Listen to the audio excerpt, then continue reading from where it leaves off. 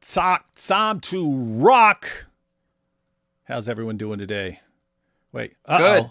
We already got it. Good. We already got Tovia Singer's biggest fanboy here. Arctic Bass. Try with Tovia Singer. Try what? Try what?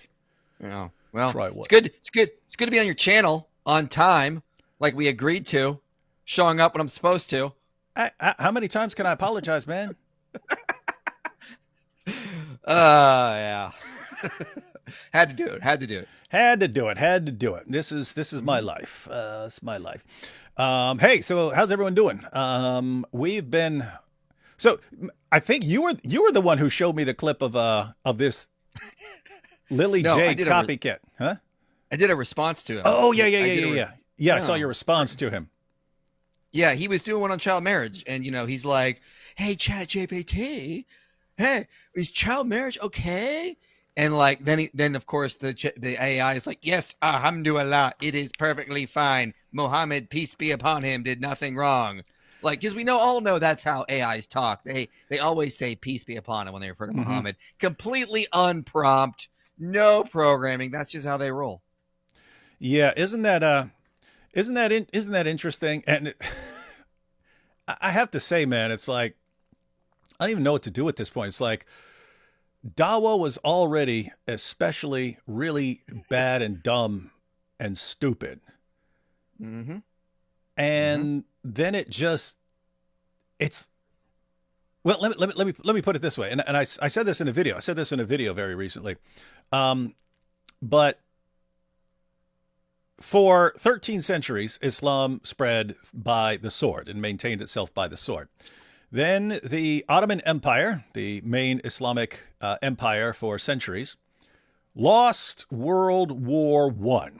And after losing World War I, the caliphate soon fell apart. And then, so for the first time, in a really, really, really long time, the Muslims didn't have their caliphate. And so what happened in the 20th century? Well, at first you had lots of Muslims who just thought to themselves, well, okay, we lost. Didn't work at all. So other people were stronger than us. But then you had the reaction to that from Muslim leaders, which was no, maybe it's not that Islam is false or that we've lost or something like that. Maybe Allah is testing us, or maybe we weren't devout enough in enforcing Sharia. And then you got the rise of like the Muslim Brotherhood from the Sunni position, and you had like the Iranian Revolution in Shia Islam and so on. But it was, we need to crack down. This is when Allah will bless us. But they still couldn't, They still weren't strong enough to fight and so on. So they focused on preparation, and they prepare for a future where they'll be able to subjugate again through dawah, trying to go out and win converts, because these are future soldiers and stuff for them. So they focus on dawah, but they understood that the entire world basically is almost completely ignorant of Islam. People can't tell you the most basic things about Islam, which allowed them to make up absolutely anything they wanted. So this is when they come up with, they can say anything. That's when they would come up with, perfect preservation of the Quran and scientific miracles, and Muhammad's, his character is so perfect, and so on. And that worked for a while. They were winning converts because no one knew anything about Islam, which allowed these guys to say anything they wanted. Well, you get down to the internet. Go ahead. Oh, yeah, I got a video coming out on scientific miracles. I think either Friday or Saturday. It's like 5 minutes long, but it's a challenge.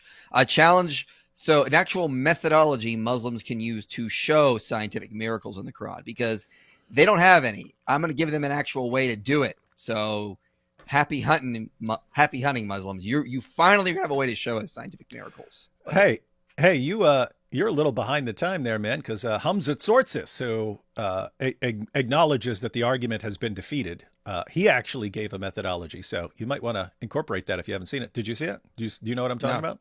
Okay. Nope. I came up with my own. Yeah.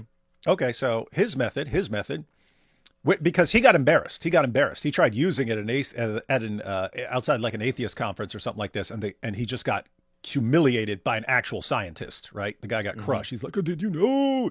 And he got crushed. So this sent him back into his shell like a turtle and stuff. And when he eventually emerged, he said, "Okay, this argument's been refuted, and here's why." But he came up with he said he came up with what you're talking about. Like here's how you could actually argue a successful scientific miracle. He said, one, you'd have to show that it's actually clear what the Quran is saying and that you're not inserting this meaning in there. It actually comes from the Quran. You're not putting it in there. Two, you'd have to show that it is an actual scientific fact that you're dealing with in the world today and not something that might change later. You don't want to come up with support for some theory that later gets debunked, because then you're going to debunk the Quran. And then three, you'd have to show that it's something that couldn't have been known at the time, or Muhammad couldn't have gotten from other people. And he goes through that and he says, and we don't have anything like that. So that's why the argument fails. Mine's a little different. You'll see. You'll like it. Don't worry. I promise. It's going to be a little different. It's actually, you'll like it though. That's good. That's good. So anyway, on the topic of dawah, they were able to lie. They were able to lie to people to get them to convert.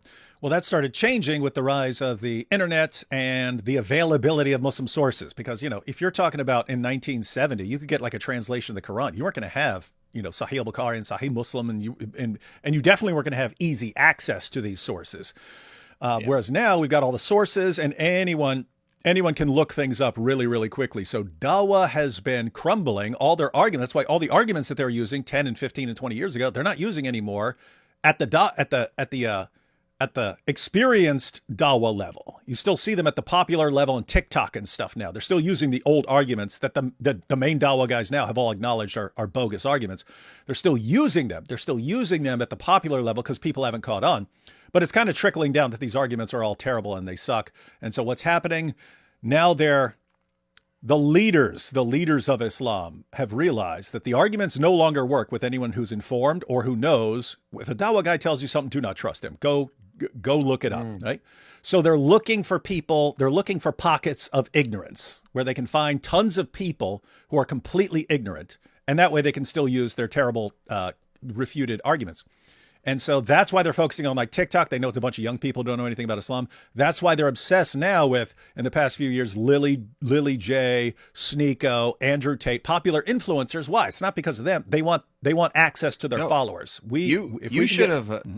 It's a sad thing you missed Thursday, because when I was talking to the ex-Muslim and his friend, like they said when they go to Speaker's Corner, it's a lot of that same thing. They don't want to talk to anybody who knows what they're talking about. They're going after the ignorant people.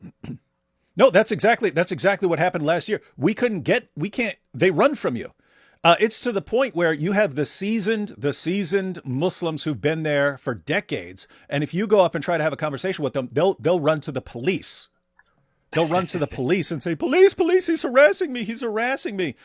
Matter of fact, that was with God Logic, because I went there, God Logic was there, but some of the locals did not, some of the regulars at Speaker's Corner didn't know who God Logic was, because he's pretty young. So they didn't know who he was. And so what happened was they started a conversation with him. Mansour had a conversation with him. As soon as he found out that this guy knows what he's talking about, he said, I'm not interested in this conversation. He said, I'm not interested in discussing this stuff. And he left. And then people come and tell God Logic a little later, is like, he's over there talking to a Christian woman on the other side. What did he do? He ran and went over and found someone who doesn't know anything about Islam. And so it's like, this should be important to everyone, because these are not people who actually have confidence in their arguments, right? They don't. They know that this argument, think about it. On Friday, I'm debating Alex O'Connor. That's one of the sharpest atheists on the planet. And why would I debate? Why am I going to debate him? I believe I have arguments that can stand up to scrutiny, right? Yep. We don't even see Muslims debating anymore. They don't want to go near anyone. And even the Muslims who debate, they'll debate like Trinity versus Tawheed or something like that. They won't touch Muhammad. They won't touch, is the Quran the word of God? Their scientific miracles, on what planet will these guys step on stage and defend a scientific miracle? Dude, I've been trying for a long time to get a popular Muslim da'i to debate me on which is better for humanity, Christianity or Islam, because I found a ton of research. I have been turned down so much. We may have finally gotten someone who's kind of like was more popular in the past, not so much as he used to be, but there might be something in the works. But again, it's been very hard to get someone to debate that topic. And It's they're feeling it, man. They're feeling it. But I mean, think about how desperate you are. We can't step on stage. We'll go if you don't know anything about Islam. If you don't know one fact about Islam, oh yeah, we'd love to tell you about Islam and all the arguments and evidence we have for it. If you actually know to check our references and look things up, we don't want to talk to you. We don't want to talk to you. And all we want to do is find more popular influencers to dupe their followers because they have tons and tons of gullible followers, and that's all we want. That's all we want in life. And I'm looking at that going, it's weird. Like, how can you take your own religion seriously if that's how you are? How I couldn't do that, man. I couldn't be like, oh man, here are all the things I believe, but I need to hide from anyone who knows anything about what I believe because they would destroy me. It's pathetic. Absolutely pathetic. Exactly. So anyway. Who's this? Do you know anything? You know anything else about this? What's his channel? Isn't it called like White Muslim, the White Muslim, or something like that? He's on He's on Instagram. I think he's on TikTok. He's called White Muslim Guy. He talks about in his videos. He's got 2 wives. He lives in Dubai. So he looks like he's 15, man. Yeah, looks like he doesn't have a beard. His second wife doesn't wear a hijab. I know that. Yeah, I wonder why he converted to Islam. I can't imagine anything he could have gotten out of that. It's him and his 2 wives in Dubai. Yep. So anyway, now this guy, I haven't been following it. Based on what you know, his approach came after Lily J, right? You didn't see this guy before Lily J. I'm pretty sure.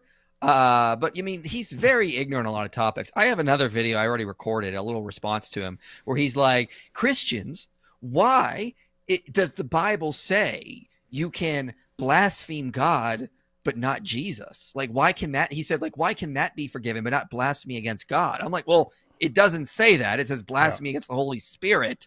I mean, he gets like basic things wrong. He could just check up, and yeah, pretty bad. And what's fascinating to me is like he's just clearly his new approach is just, oh, this worked for Lily J, therefore I'll do it.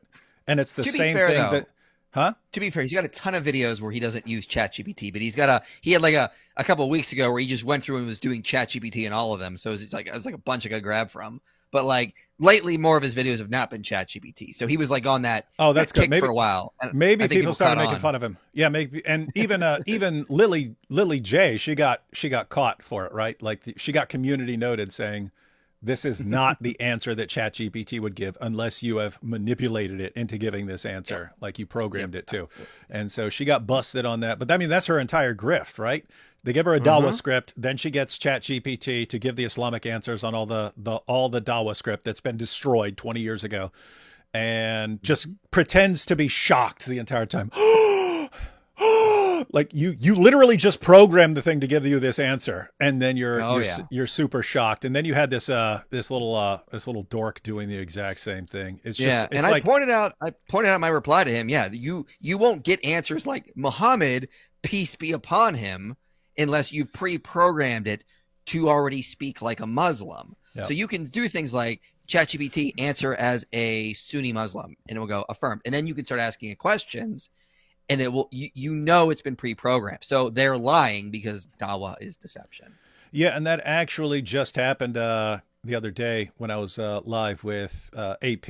We once again, but he figured out what he had to do to get ChatGPT to give the answer that it gave Lily Dawah. And yeah, you had to actually take it step by step through and to get it to give this answer. And so anyway, it's just this, it's like we already knew Dawah was fake and Dawah was deception. And it's like, they prove us right. We'll get ChatGPT to say stuff and pretend like we're just randomly asking it questions, and that this compilation of all human knowledge that's been programmed into it will spit out these Islamic answers because Islam's the truth. And it's like, you guys know you're being manipulative and deceptive, and you do it anyway.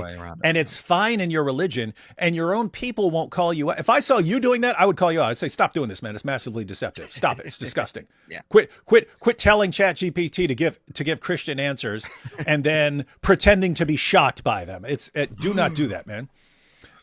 So anyway, This is Dawah. This is the evolution of Dawah, ladies and gentlemen. We are now to lying and manipulating and pretending that AI is giving answers, all because there are still people stupid enough to fall for that, and that's Dawah in 2025. I don't think this is going to last very long. I'll make a prediction here. I don't think Lily J will be able to keep this up till the end of the year because people have caught on. She's been exposed. She's been community noted.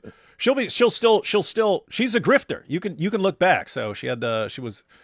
This sensational stuff, it'll be popular for a little while and then it always dies and people move on to the next sensationalist nonsense. Like content like you or I put out is more evergreen. Like people go back to I have people go back to videos I put out like 5-7 years ago to get like sources or studies I've cited. But when you're just doing this sensationalist nonsense, it gets popular and then people move, from Hawk Tua to Lily J to the next crazy person who's going to come down the road in a couple months. So anyway, it's pathetic, ladies and gentlemen, and we just want people to be aware of it. And this should actually be good because we're going to watch some of these short clips that are being used to promote Islam and using ChatGPT and so on, and would be pretty easy, and anyone's welcome to do this. We're going to play a little video, and then we're going to respond to the video and see if it's good or not. And then, but it'd be really easy if anyone wants to put them on Twitter or something like that. We'll be going through several videos, so you can always cut out the little section that'll be our response to the video. I'll take a couple of super chats real quick, and then we'll jump into probably. Want to look at the guy's clip? We'll probably start with the Lily J clip just to show how obvious it is that this guy is just copying Lily J. It's so pathetic. I mean, of all the people you would want to copy for your Dawah, you go to the single fakest person I've ever met I haven't met her, but I've ever come across in my entire life. Just someone who exudes fakeness. Everything about her is fake. But we'll see. Hey, David and Mike, I have a logical explanation of the Trinity. Is there a way I can email or message you that would give my explanation an honest critique and tell me if it's heretical? So he's asking basically if his explanation is you can heretical. message me through the website. I'll probably be pretty busy. I don't know if I have time to get to it. I would recommend you find a university professor that works on that. Have him look over it first, because he'll probably be able to help you far better than we will. We're very busy, but you can message to me through the website, and if I have time, I'll get to it. Yeah. Also, and you can find someone who's written like books on the Trinity or something like that, and email them at their school. You can find their address and stuff and say, because I'm just saying there are people who would know significantly better than I do what is and is not heretical. God bless. Keep it up. 1 Peter 3:14. Don't forget the 15. Did D-Wood forget to set his alerts again, or are they hiding from CP? Still AP's fault for being late? No, that was all me. I was doing other stuff. That was Allah. Allah kept us late. He is the best of tardiness. Yeah, so I was kind of getting my stuff together at the last second. Good evening, gentlemen. Been reading Matt Fradd's little book and praying rosary. It's so comforting. Good. Thank you all for what you do and helping me back on the path to Christ. Much love, Angela. Good. AP's AP recorded a show with him, so that should be out soon. Matt Fradd. Lily J. Chat JP. No, it's not GPT. It's Chat JPT. It's stored in the balls. Hey, we might need to do a big thing because she had her. She did ask people for scientific facts in the Quran. Oh Lord! And then I gave a quick little response, and everyone's like, "You're lying! Oh, this has been debunked." It's like, no, it hasn't. No, it has nothing I put on there. In fact, the ones I put on there are the clearest scientific statements in the Quran, and they're all completely wrong. They go to all these other passages, which aren't clearly saying anything, and they'll just force a meaning into it and stuff. But we might need to do we should probably do a nice big show. Dawah means that Muslims get to interpret the vague passage as specific, and the specific passage is vague. That's how it works. Yep, that's how they do it.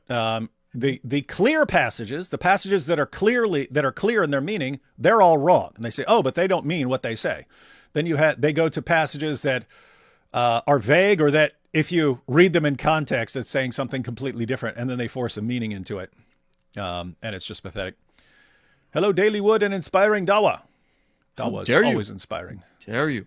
So has anyone come up with the channel? Has any Muslim come up with the channel name Inspiring Dawah? Because that would be fun. Not yet. Not yet.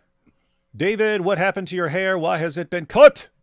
Because I'm about to head out to a conference, and my hair is all sloppy in the back, so I just told him to trim it up. Sorry for being a bit more dark in the past days. The online war with the Abduls is hard enough, but now the online Americans using Christianity Good God, how long to is go this? after Israel makes me think that there is no hope for you guys in the near future, and that's a depressing thought. The Yuri Bezmenov interview got stuck in my head too hard. It's painful to watch my two favorite countries, England and U.S., go down so hard so quickly. Divided Don't societies worry. crumble always. Don't worry. Read Eric Kaufman's book, Shall the Religious Inherit the Earth? We'll be fine. Don't worry. We will be fine. We will be fine. We will be fine. And this is a lesson that AP's been learning recently. Don't take the online chatter of a bunch of losers online as an accurate sampling of what is actually mainstream. You have a bunch of people who can't say what they want in public because they get laughed out of the room, and so they all click up online. And you're pulling from a population of the entire world, like the Groypers and stuff like that. You're pulling from a population of people around the world and stuff like that to get these numbers of a few thousand guys and stuff. But anyway, it's a sad, pathetic little group in reality. Yes, it is. Yes. I admire you too, IP, and you both have helped strengthen my faith. Keep doing the Lord's work. Alhamdulillah. Powerful. Love you, David. Keep up the good work, IP. Do you guys have any recommendations for debating Shia Muslims? Also, the main differences in comparison to Sunnis when debating Shias. Not my area. Yeah, I've debated Shias a couple times over the years. It was kind of a long time ago, but I also knew that I don't know near almost everything I study in Islam, apart from the Quran, is Sunni sources, just because they're the vast majority. It's like 85% of the 85 to 90% of the Muslim world. Do most Sunnis consider the Shia to be heretical?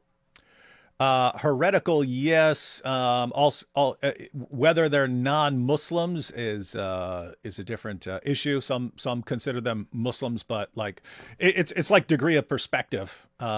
It's you're all wrong, but are you just wrong? Are you in the heretical category? Are you in the like you're not even real Muslim category?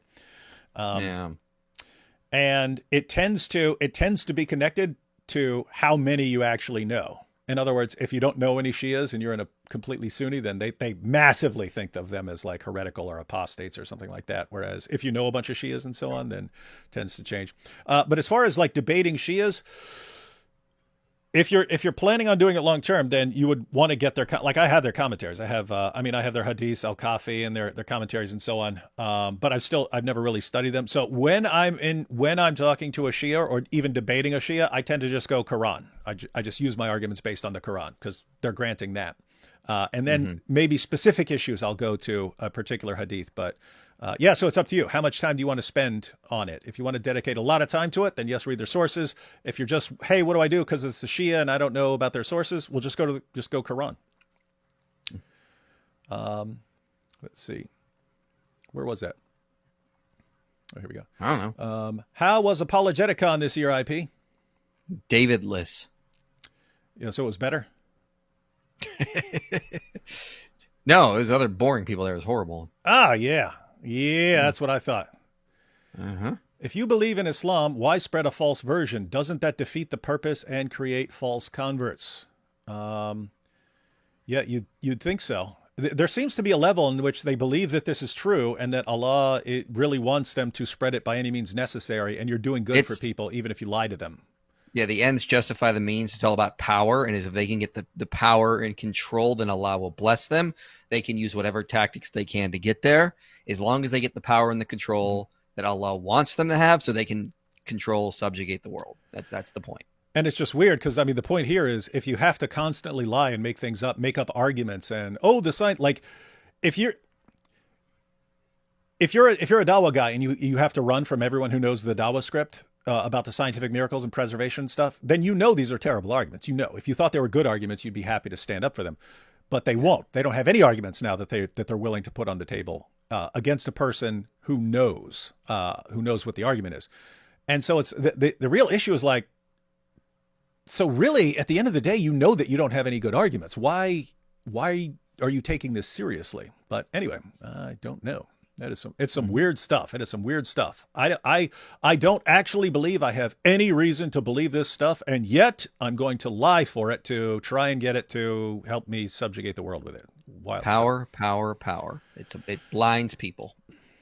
I think the reason, and I've been saying this for a couple of years, that I'm predicting that Islam is basically going to devolve into like a gang. It's going to be a big gang. You're going to join it because there's a bunch of people, and you're like joining a global gang for your own protection against it, and that it's not going to have anything to do with this being true or from God or something. They'll still claim it, but that's just like part of the price of admission into the gang, and that's what it's looking like.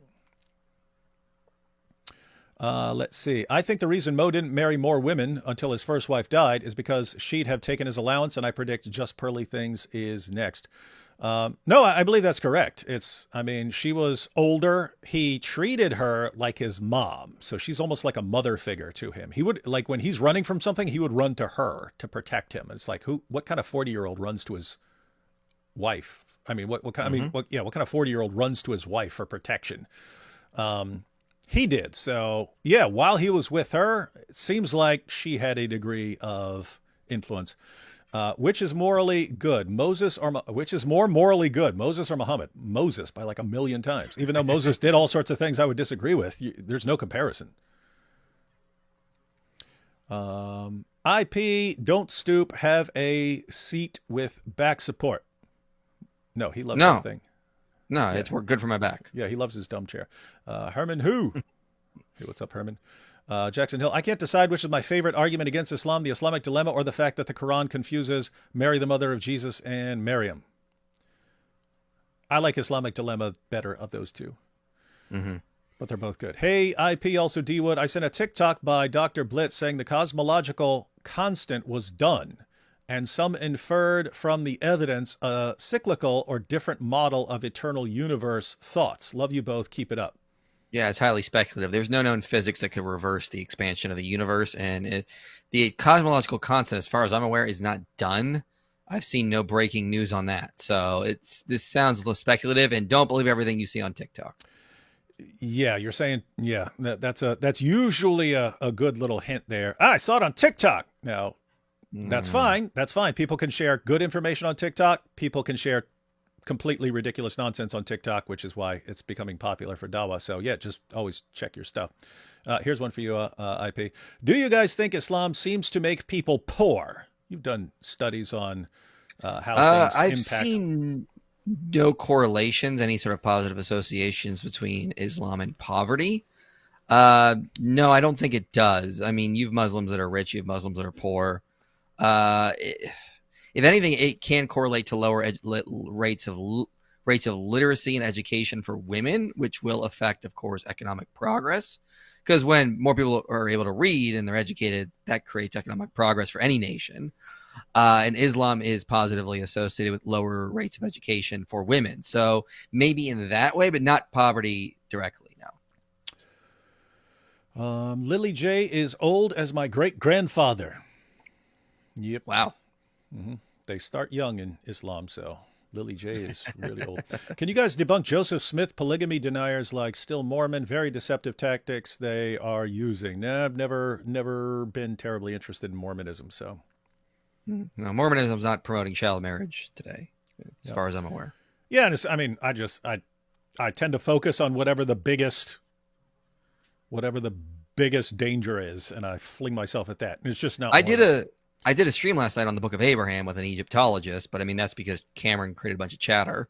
So I was like, oh, I can do a stream on this. But I mean, like, to deny that Joseph Smith was a polygamist, it's like you're basically going against the overwhelming consensus of experts. He was a polygamist.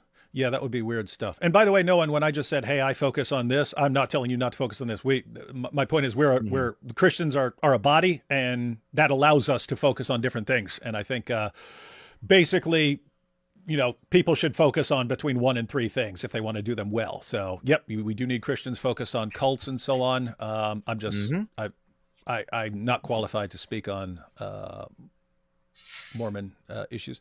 When are you going to address the world takeover plot of the Wingalings in a full live stream? It's an extremely dangerous rise, and they are growing.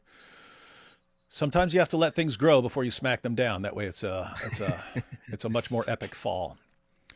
ChatGPT did give me peace be upon him without programming. Will also tell jokes about Jesus, but not about Momo to Chomo. Pure secular bias. Yeah, that's another thing they do. And I tried this with, I've never tried ChatGPT, but I did it with Grok. And yes, they were given some seriously biased stuff. And I'm not sure if that's because they're programmed to give the biased answers, or if it's just because as they're drawing out all this information, they're using all the stupid Dawah articles and stuff like this that have been put out over I mean, years. like, here, let me just share my screen. Like, no, like, was Muhammad?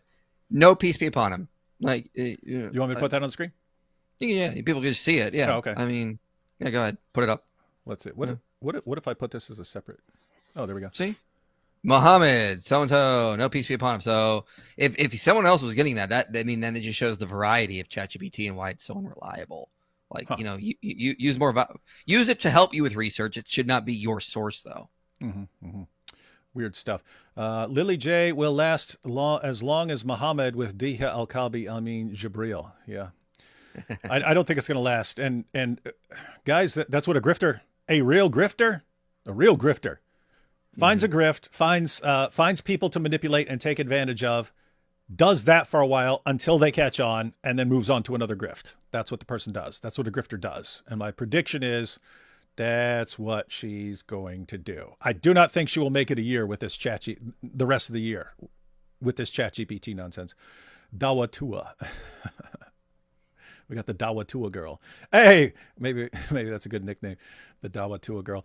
Been trying to have honest conversations about Islam with woke lefty family members and only get Christian whataboutisms. Thoughts on how to approach? Yes. That means they're admitting you're right. Anyone who resorts to whataboutism is admitting you're right. Like, because they can't refute you, so they're just saying, well, like, maybe there's some other stuff, so it's not that bad. If someone's resorting to whataboutism, they're admitting you're right. So just point that out. Hi, David, former friend of Nabil, Michelle, Q, and student at Oxford Uni who emailed you a while back about idea to reach Muslims here in England. Did you receive? Should I resend? Just not interested. Does not ring a bell. I get several hundred emails a day, so I miss them. And if I ever miss one for a couple of days, I will probably never see it again because it gets buried. So, yeah, you can resend that. Carly says, ChatGPT. Fine, you got it right. ChatGPT. Thanks for exposing this grifter. It's so fun, though. Dihal Kalbi was gooning all over Muhammad. I still don't know what some of these young slang words mean.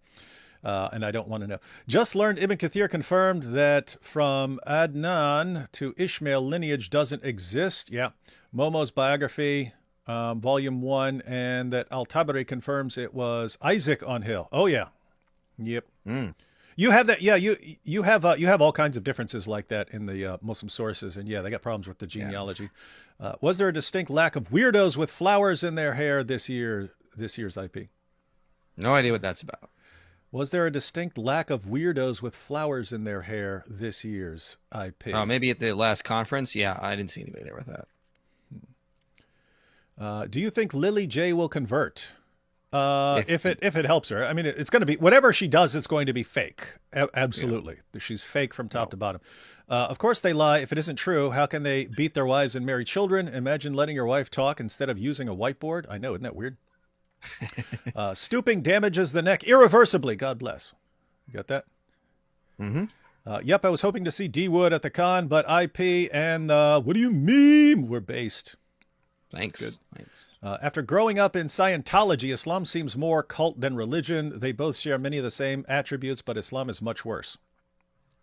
I agree. Powerful.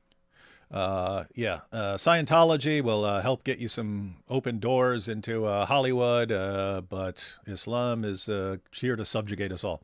On the cosmological argument, a recent study suggested there was evidence that it has changed over time, all to do with crisis in cosmology.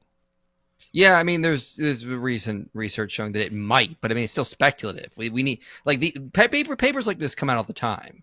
We need more data before we can, overturn, years of cosmology. Yeah, and you don't want to like jump on every, oh my goodness, here's a new thing. Yeah. Shalom, nerds. Miss me yet? This is from Dark Tovia. Pretty funny. And we got B here. And thoughts on the shroud. If the X-rays get confirmed that it's first century, confirmed that it is Yeshua. I would say if something gets confirmed that it's first century, that significantly increases the probability that for sure. it is Jesus. Let's wait and see. Wait and see. Yeah, and I posted a video, I think, last year where I had an interview with Habermas and so on, and so you can check that out if you haven't seen it. But Habermas shares his thoughts, and he's more confident than I am that it's authentic. So I give kind of a different response. But you got Habermas, who's written multiple books on it and who was studying it for a very long time, and then I kind of tagged just my thought, my view on the end. And finally here, I've experienced how oppressive a lot of Islam sympathetics are. Police don't help. Council don't help. They're all hypocrites. Christians are being zip. You sound like you're in the UK because that's you've just given an accurate assessment of how everyone in the UK sounds right now. Just keep fighting. Don't stop. And listen. You can't give in. And listen, B, follow the trajectory, right? Islam was expanding, then got crushed in World War I. Now it's Dawah, but it's all lying. And now Dawah's getting exposed. They're dealing with what they call the avalanche of apostasy because apostasy rates have been skyrocketing. Yeah. What do we need to do? What's up? Oh, no. Luke Barnes, great physicist. Love his work. He just said in the chat about that cosmological constant thing, very speculative. Just so you know, physicists here saying it's speculative. Just want to point that out. Yeah, I was just looking for the comment. How long ago was it? Just a couple minutes, seconds ago. I don't know. I saw it there. Oh, there's like a million comments here, man. It's like a trillion comments. I saw it. Trust me, I saw it. Okay, anyway, okay. We can move on. No, I was gonna stick it on the screen. We'll be okay though. We'll be okay. So let me get to the video. Yeah, it's just weird. The fast super chat's coming in. Okay, going to do these last two, and then we're going to jump into the video. Thoughts on Shamoon insulting Christians? Jenko Niga, D-Wood IP are fighting the good fight against Islam, but Sam is just being divisive and proud. Pray for him. Yeah.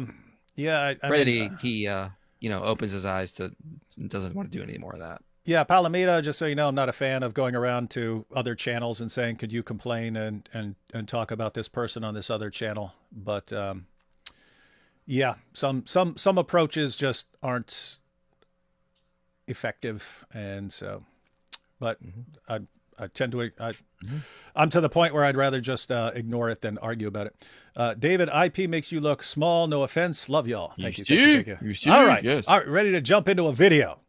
That was a lot of super chats for the very beginning. That's what let's see.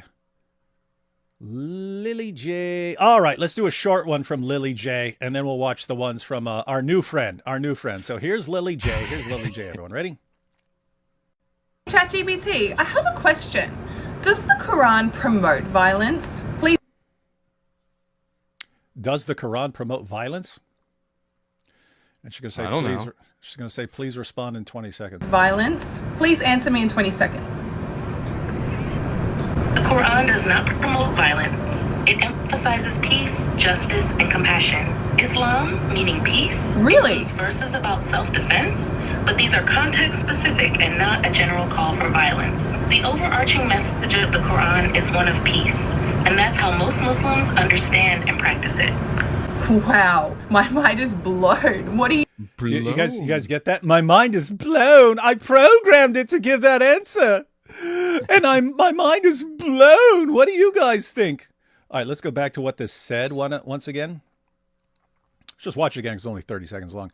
But what it actually said, and then we'll look at what the Quran says, and we'll figure out why Lily J is basically saying that ChatGPT, programmed to give this answer, is a more reliable source of information about Islam than the Quran and the Hadith. Isn't that wild? You can say now. What's that? You just look here. Put my screen. Go to ChatGPT. If you actually ask it, generally speaking, what does it say? It will try to give you this unbiased answer. That a lot of this is based on interpretation. Let's see. What do you have here? Yeah, this is what it actually tells you. It does not give the Lily J answer. This is what it gives you. Something like this. Like, well, it mentions warfare. Go ahead and read that real quick, because that's you asked the same question she asked, right? Yeah, the Quran, like many religious texts, contains passages that have been interpreted in different ways. Some verses discuss warfare, but they are often in the context of self-defense or historical conflicts. At the same time, the Quran emphasizes peace, justice, and mercy. For example, peace, justice, you see there. While some verses do mention warfare, they're typically tied to specific historical contexts rather than being open-ended commands for aggression. So you can just see, the difference. Yeah, I have to say, that's not the Lily J answer. That's better than the Lily J answer. Also, completely wrong.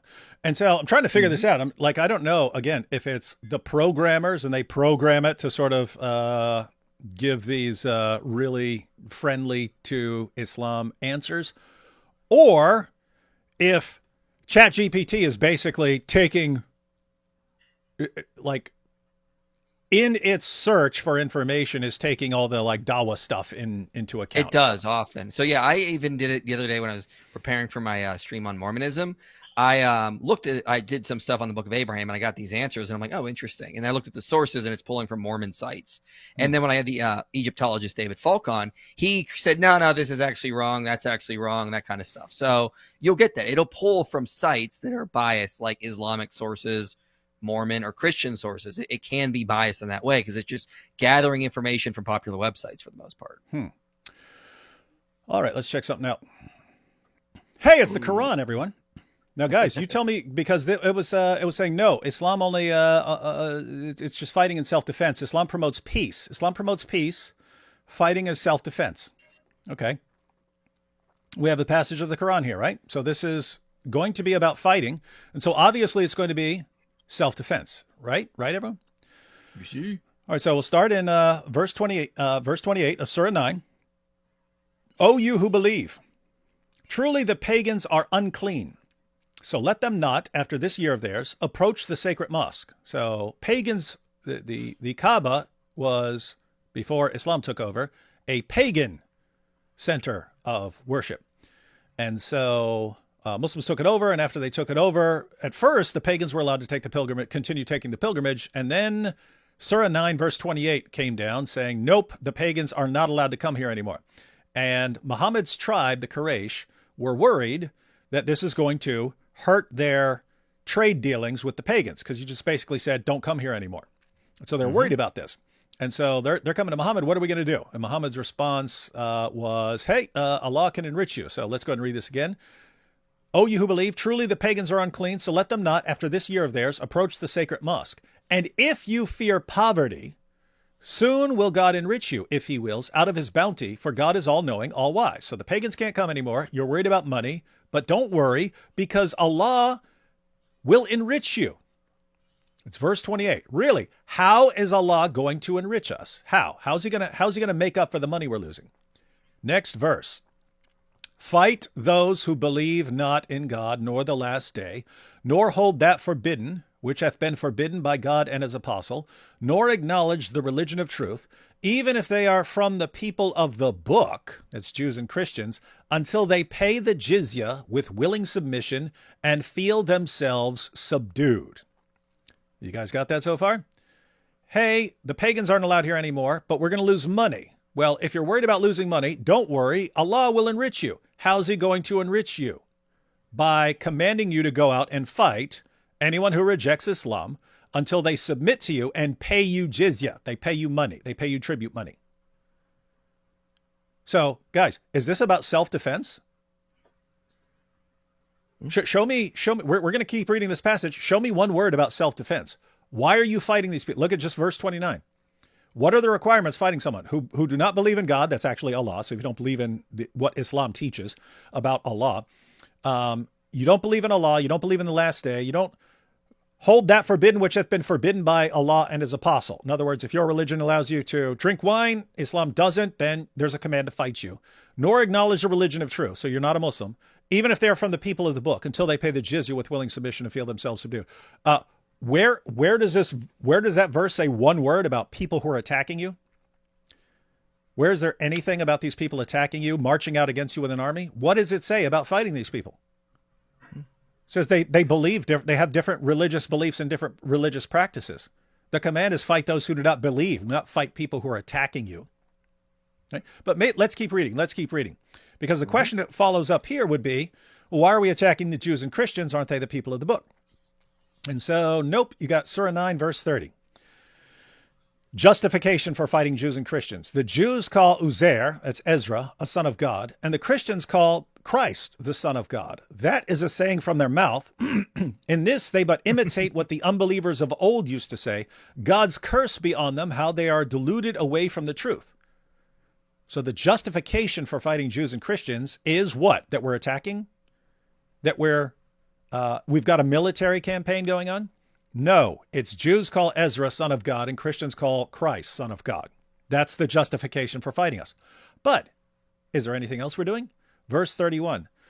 They take their priests and their anchorites to be their lords in derogation of Allah, and they take as their Lord Christ the son of Mary, yet they were commanded to worship but one God. There is no God but he. Praise and glory to him. Far is he from having the partners they associate with him. Have you seen yet anything about us attacking them? Have you seen one word about us launching a military campaign? Is that what this is about? Everything here, every justification for fighting is about our religious beliefs and practices. Verse 32, fain would they extinguish God's light with their... Did you catch it? Fain would they extinguish God's light with their mouths. How are you extinguishing God's light with your mouth? By calling Jesus the Son of God, or by calling Ezra the Son of God. It's what we say. It's what we say. This is condemning us for our speech. Fain would they extinguish God's light with their mouths, but God will not allow but that his light should be perfected, even though the unbelievers may detest it. So he's going to silence what we say with our mouths. Verse 33, this is the end of the section. It is he who hath sent his apostle with guidance and the religion of truth to proclaim it over all religion, even though the pagans may detest it. We just went through the entire passage. This is the entire passage starting from verse 28, which gives the command to stop the pagans from taking the pilgrimage to Mecca. And then as a way to make money, a money-making scheme, fight those who do not believe in Allah. And then we have all the explanations for why you're fighting them. What are the conditions for fighting them? Why are you fighting these people? Everything in the entire passage is about people's beliefs and practices, the beliefs and practices of the Jews and Christians. And it's because of our beliefs and practices that you fight us. So tell me, how is this self-defense? Self-defense against any other religious beliefs, and you have to get them out of the world and exterminate them? Okay, if that's what you mean by self-defense, you could argue that it's self-defense. But as far as this being a defense against a military force coming out against you, not one word, guys. So you have to say, if this is about self-defense, then Allah is the absolute worst communicator who's ever existed in the history of forever. If he wants to say, hey, only fight in self-defense, and it comes out, fight those people who call Jesus the Son of God. Okay, then you're a terrible, terrible, terrible communicator. And so if we take Lily J seriously, we have to conclude that Allah is the absolute, hands down, bar none, worst communicator who has ever existed. For sure. For sure. Everyone agree? Yeah. I mean, it's pretty clear. I've seen Muslims try to wrestle with that and say that it refers to like specific context stuff. But I mean, why doesn't the verses mention that context? Yeah. Because it can be very easily taken out of context. So if this is the eternal speech of Allah, he's a horrible communicator, because you have all sorts of terrorist groups using that as their basis for going around and attacking all sorts of Christians and Jews. And guys, it's just interesting because they lower the bar for Allah, who claims to be the best communicator, right? In other words, Muslims would not accept that. If they actually want to believe that it's just a call for self-defense, if they actually want to believe that, they would not accept that level of horrible communication from anyone else. In other words, if the president of the United States comes out tomorrow and says, we will fight those who believe in Allah, the Muslim world will lose their minds. And suppose he came out later and says, no, I just mean self-defense. I'm only talking about particular ones who are attacking us. You'd be like, then you should have said that. You don't say this general blanket statement, we're going to fight those who believe in Allah. Okay, well, if Muslims would demand that level of clarity from a human ruler, how can Allah say, fight those who do not believe? And they just, what he really means is only fight in self-defense. It's like Allah had all eternity. The Quran is eternal. Allah had all eternity to have the Quran exactly like he wanted. And when he decided what he wanted that command to be, it was fight those who do not believe. And you say, what he really means is fight in self-defense. Okay, well, like he couldn't say it like that? The power of Dawah will open your eyes and you'll see it. That must be how that happens. You need Dawah to tell you how to read it. Yeah, it's just amazing that Allah needs his meaning translators who, for some reason, always say he means the exact opposite of what he says. It's weird. Mm-hmm. Let's look at a hadith real quick. Check this out. This is Sahih Muslim 22. Guys, tell me if this sounds like self-defense. Does this sound like self-defense? It has been narrated on the authority of Abdullah ibn Umar that the Messenger of Allah said, so this is Muhammad, I've been commanded to fight against people till they what? Till they stop attacking you? Till they stop stabbing you? Till they stop persecuting you? What does he say? I've been commanded to fight against who? Aggressors? Who? No, people. That you can't get more general than this.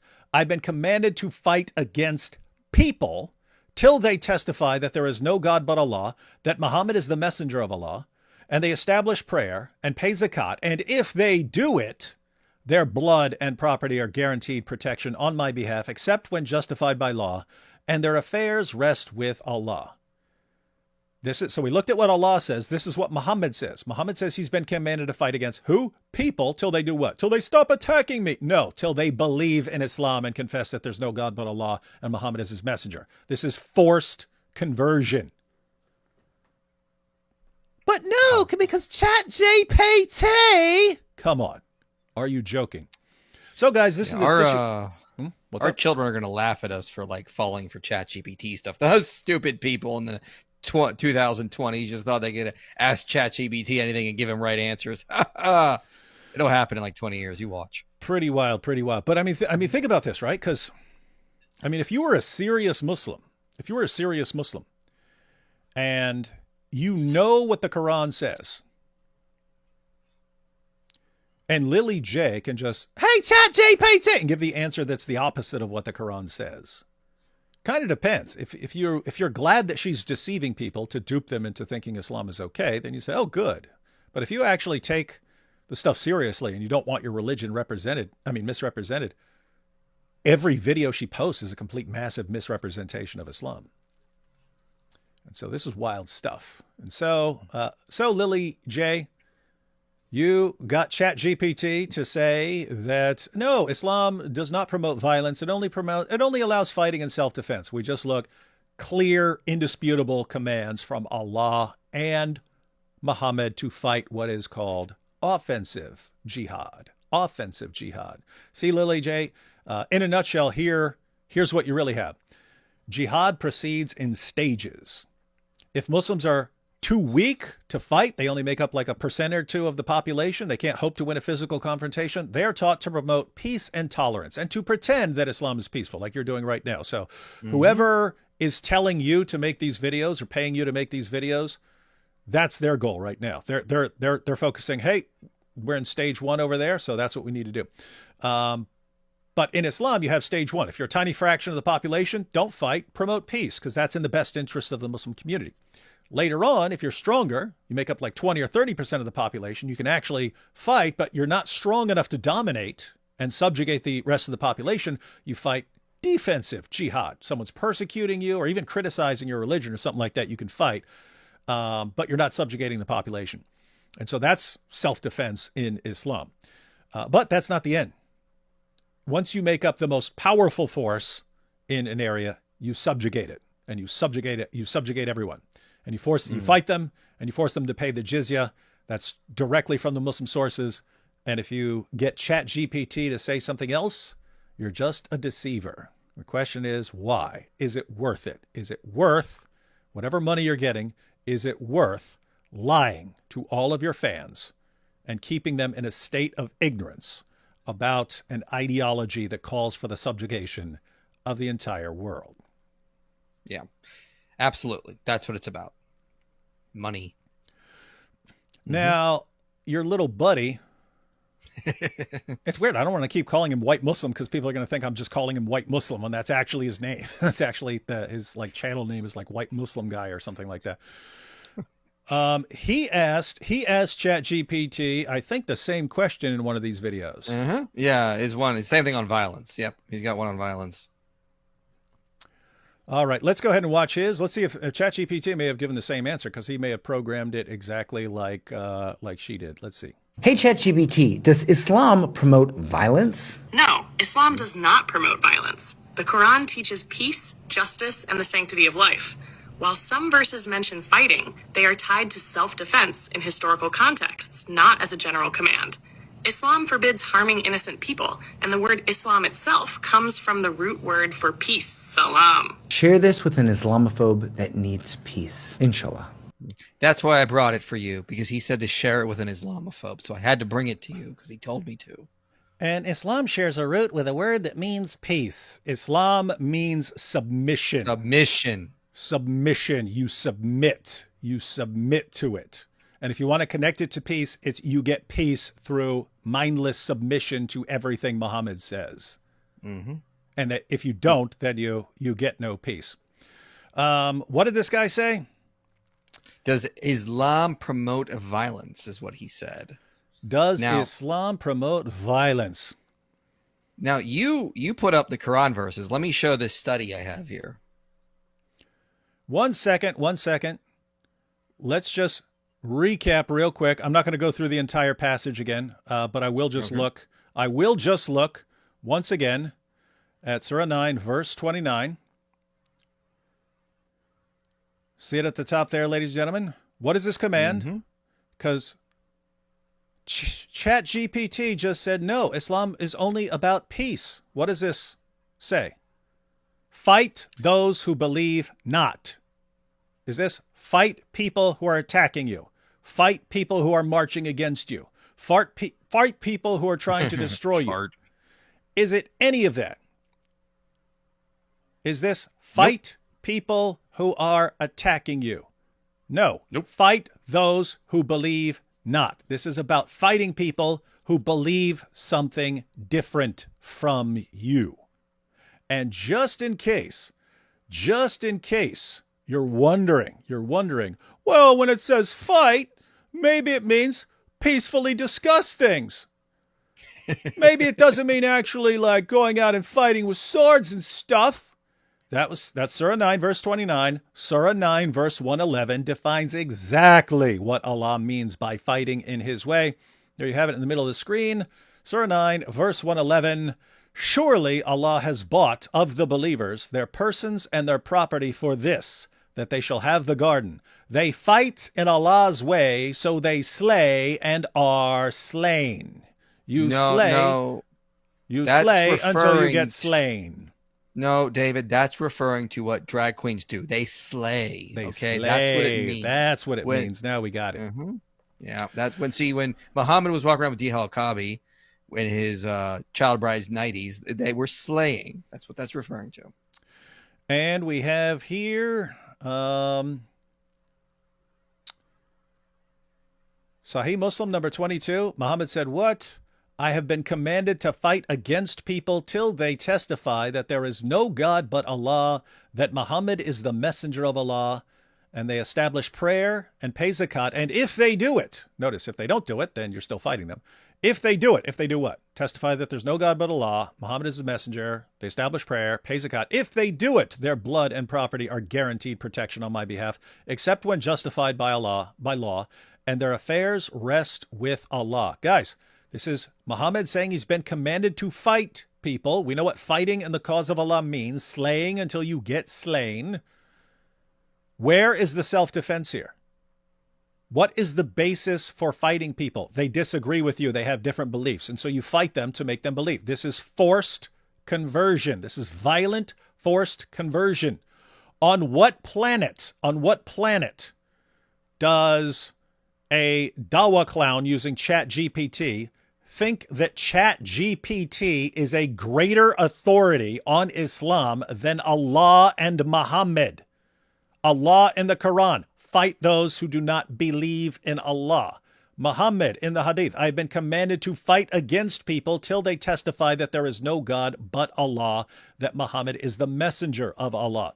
So if this actually means what ChatGPT says, no, Islam's all about peace. Islam's all about peace and justice, never fighting against anyone because of what they believe, then ChatGPT is basically saying that Allah and Muhammad are the worst communicators who've ever existed. And for some reason, they say something but mean the exact opposite. That's what you're telling us. So you're telling us that ChatGPT just called Allah and Muhammad the two worst communicators who ever existed because they keep saying the exact opposite of what they mean, which means they have some sort of Tourette's syndrome. Powerful. All right, you want that on the screen? Yep. This is, does Islam promote violence? Well, I mean, like, here's the thing. We could just armchair science this and say, well, no, it doesn't. But what does the actual research show? So this was a study done, the influence of religion on interstate armed conflict, government, religion preference, and first use of force. So he looked at interstate armed conflicts, and basically he looked at three religions. You can see it down here. I've highlighted Christianity, Islam, and Buddhism. Okay, what did it find? Well, we can scroll down, tell you basically what it found. In a nutshell, interstate armed conflict initiation is found to be negatively associated with Christianity, mildly positively associated with Islam, and not associated with Buddhism. And I can scroll down here to the charts, and I can just show you with the GRP. So here's where I want right here. So you can see he ran these models. Christianity, as you can see, negative, negative, negative, negative.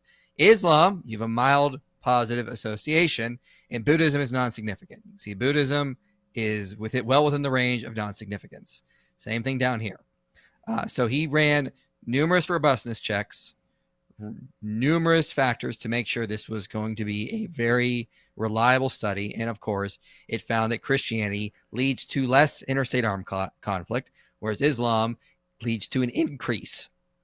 So at the end of the day, does Islam promote violence? Well, you may not think it does, but the data tells a different story. It seems that Islam does result in more violence. I don't know any other way around this. It just seems to be what the data shows. And Christianity was better than Buddhism even, because Buddhism was non-significant, but Christianity seems to lead to a decrease in interstate armed conflict. So it's a really good study, a lot of robustness checks. He did robustness tests for any sociologist that's a Muslim that might be watching. He did robustness checks, which is important. And again, he found the results that you would expect. So yeah, does Islam promote violence? Yes. And if we had to guess why, if we just had to guess, could it be because you have all these clear commands from Allah and Muhammad ordering you to fight people and to subjugate the world? Could be. Would that be a good working hypothesis? Or maybe it's because Christians are being so mean and challenging them at places like Speaker's Corner, and now they're all offended, and now they need to go out and enact violence to deal with it. That's a good one too. It could be it. That might be it right there. All right. So should we check out another one? Hang on. So what's he got? He got some coming up on child marriage, right? He does. He's got one on child marriage. Yep. Awesome. Hang on. Let's take a couple super chats real quick so they don't build up too much. Momo framing Gabriel as a sodomite is pretty haram. Claiming an angel of God was banging him is pretty bad. The original LGBT icon. It is pretty creepy what Muhammad was doing. Online people call for a new crusade. What say you? I'm not interested in. I believe Islam can be crushed if people just stop the stupid, idiotic defenses of it. Islam, guys, there's a reason. If you notice, what concerns them is not fighting them. What concerns them is criticizing. That's when they lose their minds. And what are they obsessed with? Controlling speech. People all the time are giving you information about what even they know is their weak spot. Islam has always known its weakness is criticism. It can't stand criticism. That's why it has to silence it. So if you know that, you may think, oh no, it's too strong. It's too. You go back 15 years, there were like a handful of us responding to Islam. And after several years of that, other people caught on. Then you end up with an avalanche of apostasy, and that's still not a lot of people. What if millions of people caught on and all started blasting away at it? So here's the point: if you wanted to launch some massive military campaign and so on, you'd have to have a ton of people with you, a ton of governments and everything else. Okay, if you had that kind of power, you could destroy Islam just by criticism. So why wouldn't you want to do that? Mm-hmm. That's Exactly. Quran verse that states, "We killed the Messiah, the son of Mary, messenger of Allah." I realized how idiotic you would have to be Jewish and claim to kill the Jewish Messiah. Yeah, so the Jews in there brag that they killed the Messiah. They call him, the Christ, the messenger of Allah. And so that is pretty weird. IP, your chat GPT is corrupted, you see. It's the only possible explanation, yes. It's been corrupted. Lily is Aussie, not sure where from. I'm guessing. Yeah, that's the other thing. Most annoying accent. Some Australians sound cool, and then like Crocodile Dundee and stuff. And some just, I don't know what part that is, but that is like awful. I'll be in Brisbane in like a month, and I have early, like mid-May, I'll be in Brisbane for a week. But I have a question for a lot of the Aussies when I'm there. It's like, why do they say no, like nar? What's with that? Why do they say nar? Yeah. You ask them how to say no, they'll be like nar. And that's not right. There's no AR. I'm confused. I get it all wrong. Weird stuff. Lily is Aussie, not sure where from. I'm guessing she picked up a BF from the West with Tin Sand. Now thinks she's hectic. He's probably a drug dealer, and she is ride or die. I would guess that basically someone contacted her and said, "Hey, I know you're a grifter. You want to make some money. We need people promoting Islam." I'm serious. Well, could be it. Yeah. Let's see. Not so much ride or die, but easy. Don't know. Grifter, definitely. Financial self-defense. You see, Liar Wood. Yes. Gotta have it. It's financial self-defense. They need to defend themselves against losing money, so they have to fight to get people to pay them. It's called prompt programming. You command GPT to assume a posture or persona ahead of time. Yeah. You could tell GPT to answer as Jack Sparrow. Oh, you could. Okay. Oh, that's yeah. Interesting. You totally can. Yeah. You can have it do all sorts of things like that. Yeah. GPT also programmed to be culturally sensitive. Interesting. Yeah. So in other words, with all the different things that can go on, probably not a great source of reliable information if someone is on the screen getting it to say things. Mm-hmm. Lily J tries to make Muhammad look cool. She'll use a fancy AI tool, but some secret rules make the Sahaba look like fools. Yo. That's true. Yo. ChatGPT, does dog poop stink? ChatGPT, according to Islam, dog poop does not stink. Lily J, surprised face. That's about the quality of her videos. Apologist Lenny Esposito spoke Saturday, said about AI and said ChatGPT makes up sources including books that do not exist, cites false science papers, and spouts confident nonsense. Interesting. Does that sound about right? I don't know. I use Grok more, and I'll put in stuff in Grok, and then I'll go check it. Like I needed to check a Pliny the Elder thing a little while ago, and I was like, I couldn't remember where it was. And so I just asked ChatGPT, and it told me the reference, and I went and looked it up, and yeah, it was there. Or no, Grok, basically. But yeah, I don't use ChatGPT that much. I try to use Grok more. And I'm guessing, because I've never even used ChatGPT, but I'm guessing that if ChatGPT is basically making up sources, as you say, it's probably, I would guess, I don't know this, but I would guess that it's basically pulling up articles and using them that have made up sources, and it doesn't know.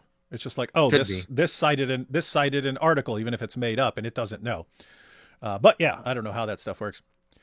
How far does Lily J reach? Is she worth our time? Don't make that mistake, Samuel Johnson. She's got a pretty big reach right now. Yeah, she has a big reach.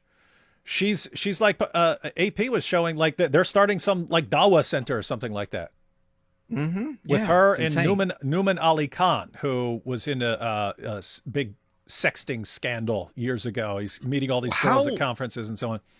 How long before she starts getting sexually harassed? I hope that doesn't happen, but given the people she's associating with, it's red flags are going up. Yeah, I have no idea. I don't know if she's getting married to one of these guys or what, or already. I have no idea about any of this stuff. But is she worth our time? what do I keep saying in my video? You got to be relentless, right? You have to be relentless. Look at, we're basically backing them into corners, right? While we try to do away with atmospheres of ignorance wherever they may be, right? So again, Samuel Johnson, if you go back to the 1980s, you had Ahmed Deedat. He was able to go around the entire world promoting Islam, and people could not challenge him because no one anywhere he went knew anything about Islam. He could make things up left and right like it's a sport. No one could respond. It took a lot of time and a lot of work to get people responding to that, but it was hard because he'd already spread his claims to millions and millions and millions of people around the world. How do we do that? I can make a video responding to something. Guess what? Most of those people don't see any of that. So it's a ton of work. And eventually, after decades, you get to the point where da'is don't even want to defend this stuff anymore because they know how desperate it is. So what happens? It's down to people like Lily J and Sneeko and so on, duping ignorant people. Should we just say, oh, it's not worth our time? No. You still just keep going. You keep going until they have nothing left. What is that? What was that quote from Leonidas? Give them nothing, but take from them everything. That's what you're looking for. So yes, anyone who rears their head and starts spouting Dawah nonsense needs to be exposed and refuted. I'll show you peace if you draw a cartoon of Muhammad. That's from Dawah Troll. I'll show you peace if you draw a picture of Muhammad. White Muzzy looks very dark and creepy, bad person. Yeah, he's it's for me, it's just the fact that he knows he's lying and we know that he knows he's lying. Because if you're wrong about something, you're not. If you're just wrong about something, but you believe it, I think you're wrong and I want to correct you. If you are deliberately deceiving people about stuff, you're in a different category. I mean, and you can't get away with it. We know they're programming ChatGPT to say these things. So indisputable. Does Islam automatically make back Pfeifengesicht or does it attract them? I don't know that one. We don't speak German. AP's not here. Yeah, I know some words, but I don't know. Back Pfeifengesicht. Darn it. I'm going to look it up. I bet it's a made up word. No. Germans have all sorts of funny, dumb words. They sure do. That's why we started World War I and II to begin with. Yeah, stupid language. Something like that, I think. Slap face. It says slap face. Does Islam automatically make slap face or does it attract them? The heck? Good question. Slap face. I mean, I guess you just mean like just the people that are, stupid, like slap face kind of thing. Okay. I don't know. No. Good question. Who knows? Okay. If people start posting the truth about Islam online, like on Locals or other blogging type sites, we can reprogram ChatGPT with the truth. I wouldn't count on it, but definitely can't hurt to get out tons of good information and responses. Christian was fined $7,500 for telling off drag queen priest in Sweden. He told him to clean himself up and repent and got community service and fined. Yeah, it's the way things are heading in certain places. I don't see certainty in you. I don't know if you saw that video, but certainty, yes, certainty. I saw the certainty. We have to have the certainty. The certainty. It's like you can't even. I'm sorry. For anyone in a Western country who thinks that Islamic extremism cannot take over, I point to Lebanon or various other countries. Lebanon is a good example. In the 20th century, ladies and gentlemen, last century, there was a Christian majority nation in the Middle East, Lebanon. Lebanon is no longer a Christian majority nation. It is a Muslim majority nation now. Why? Yeah. Christians focused on having their one or two kids and sending them to good schools and so on, and Muslims had babies. Yeah, pretty much. Birth rates are important. Pretty much exactly what's going on in Great Britain right now. Although Great Britain actually has it worse because they've got a bunch of atheists now who have even lower birth rates and so on. Oh, yeah. That's destroying the West is just the birth rates from secularism. Yeah. I spent most of my life ridiculing Christ and Christians. I am now a follower of Christ. Can I be saved? Yeah. Yes. Absolutely, yeah. Yeah, heard of the Apostle Paul, Budrow? Yeah. Islam, Jackie, here you see. No. Imagine using ChatGPT to defend your religion. Hi, IP. I know. Hi. GPT pretends to be a moral relativist and swears to be open-minded until you ask it to tell you a very naughty story. Won't do it. Apparently. Columbia students named in federal Hamas terror lawsuit been in direct contact with Hamas. 2 months from now, whiteboard JPT. That's what we need. That's what we need. Whiteboard JPT. That'll be after her, after she's in a burqa. I've used GPT to help with coding. It's stupid. Its stupidity shines there. It confidently spouts nonsense, and I'm constantly having to persuade and redirect it. Sounds creepy. Interesting. Yeah. Yeah. AI has a long way to go. Everyone's been telling me, David, you got to get on ChatGPT. It makes things so great. But then everyone else is like, oh, it screws so much stuff up. No, I mean, like people told me to start using it to writing scripts, and I'm not.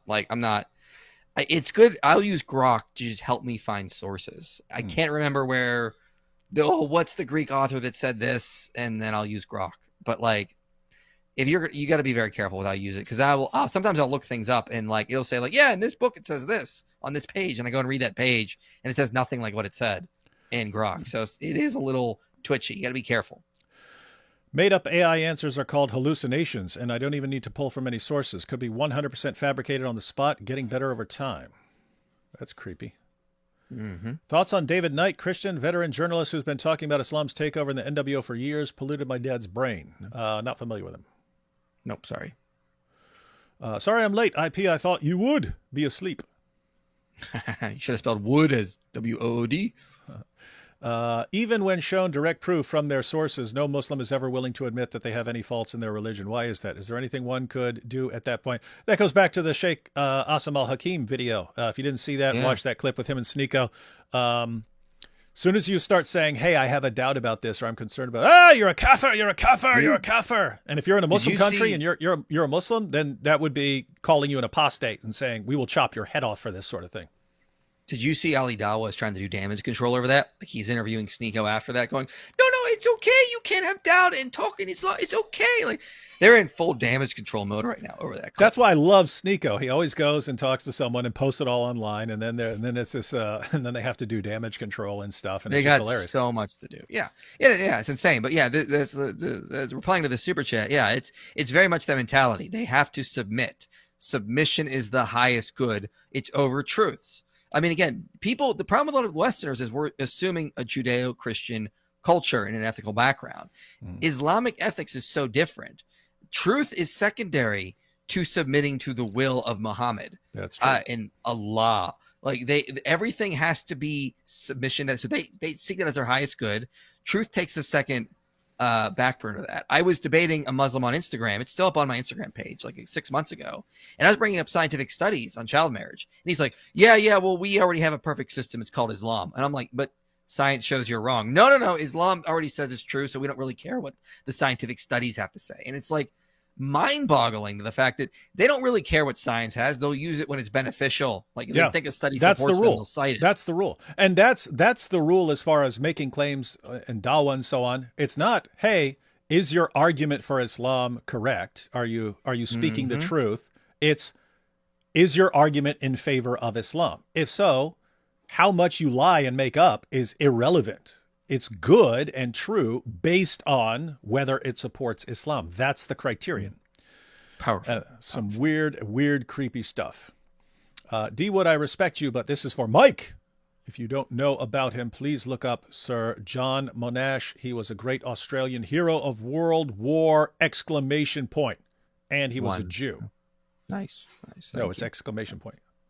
Oh, I'll look up World War ! Then. Yes. Fart those who do not believe. Just make sure you do your washing afterwards.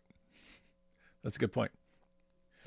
ChatGPT is doing everything to tell me the Ezra verse is rhetorical, even though there's nothing in the text that says it's rhetorical. That's funny. That would be funny. I might need to get it just for that, to show how to like actually challenge it on some of these issues. Hey, what does this mean? Oh, it's rhetorical. Where are you getting that from? Where? And it's we know where it must be getting information from some, Dawah website or something like that, where they're saying that, because you have to. It's factually incorrect. So it must be something going on there. Yeah, All right. I'm looking it up right now. I was just seeing what the ChatGPT says. This verse suggests that some Jews hold to the belief that Ezra was the son of God. However, historical and religious records indicate that mainstream Judaism did not consider Ezra divine or the son of God. Some scholars suggest that this verse may refer to a particular sect of Jews at the time of Prophet Muhammad. Oh, it added the peace be upon him here for me. Nice. It's Let me learning. see. Yeah, that's the first time it ever did it for me. If you want to put it up there, who Would trust you. had exaggerated reference for Ezra. Other proposed that it could be a misunderstanding or a figurative expression taken literally. So yeah, they're trying to do some justification there. So That would, I might go ahead and make a video like that, because even right there, right, like it gives an Islamic defense, and it doesn't work at all. Saying, because you actually have this as a response. Maybe it just referred to some tiny little group or something like that, right? Yeah. But three problems. One, why is it in Allah's eternal speech that he's responding to some tiny little group that's insignificant and that's going to be lost forever and we can't even find a record of? Why is that the target and not Judaism in general, or Jews in general? Two, the parallel there is with Christians. It's Jews say this about Ezra, Christians say this about Jesus. Okay, the Christians who say that about Jesus, that's standard mainstream Christianity. Why would you be talking about standard mainstream Christianity and some Jewish group that we don't even have a record of at all, that it exists? And why is it in a section about why you're supposed to fight Jews in general as the people of the book and subjugate them if it's just some tiny particular little group? Makes no sense. On top of all that, the third problem is in the Hadith, in Sahih al-Bukhari, you're told what different groups are going to be asked on the judgment day. And Christians are going to be asked, why did you worship Jesus? The main accusation against Jews on the day of judgment, according to Muhammad in the Hadith, is, why did you worship Ezra? So if this is just about some tiny little insignificant group that we don't even have a record of, why is it the main charge against Jews on the day of judgment?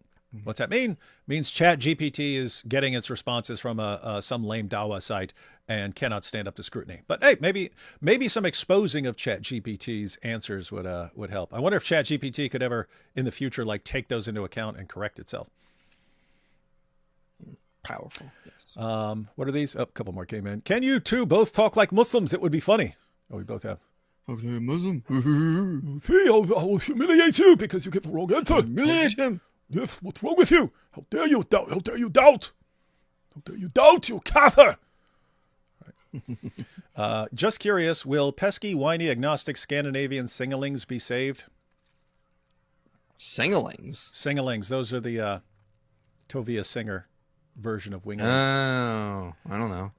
Found a free Quran at a flea market, and I thank you for your analysis on Islam. I pray to evangelize Christ to Muslims from a place of knowledge. That's what we need, ladies and gentlemen. That's what we need. We need thousands of people doing that.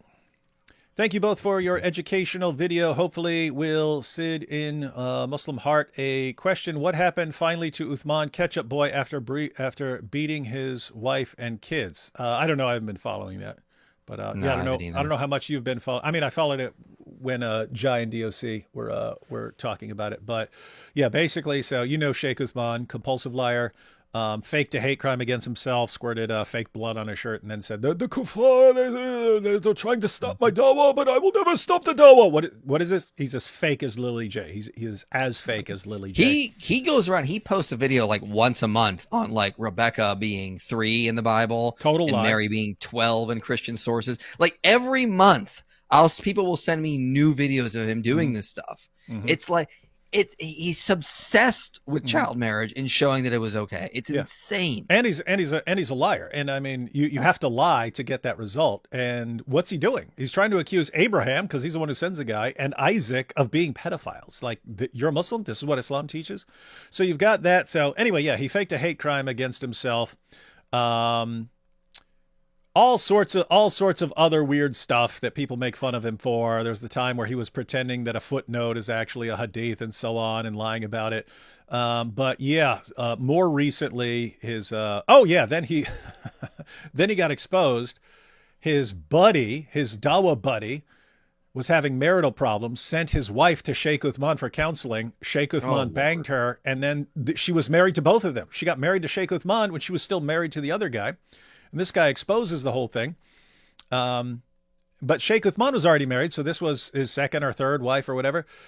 But then more recently, his original wife had to file a restraining order for like choking her and stuff like that. Jeez. And abuse, threatening her with a gun and stuff. And so, yeah, but I mean, think about this.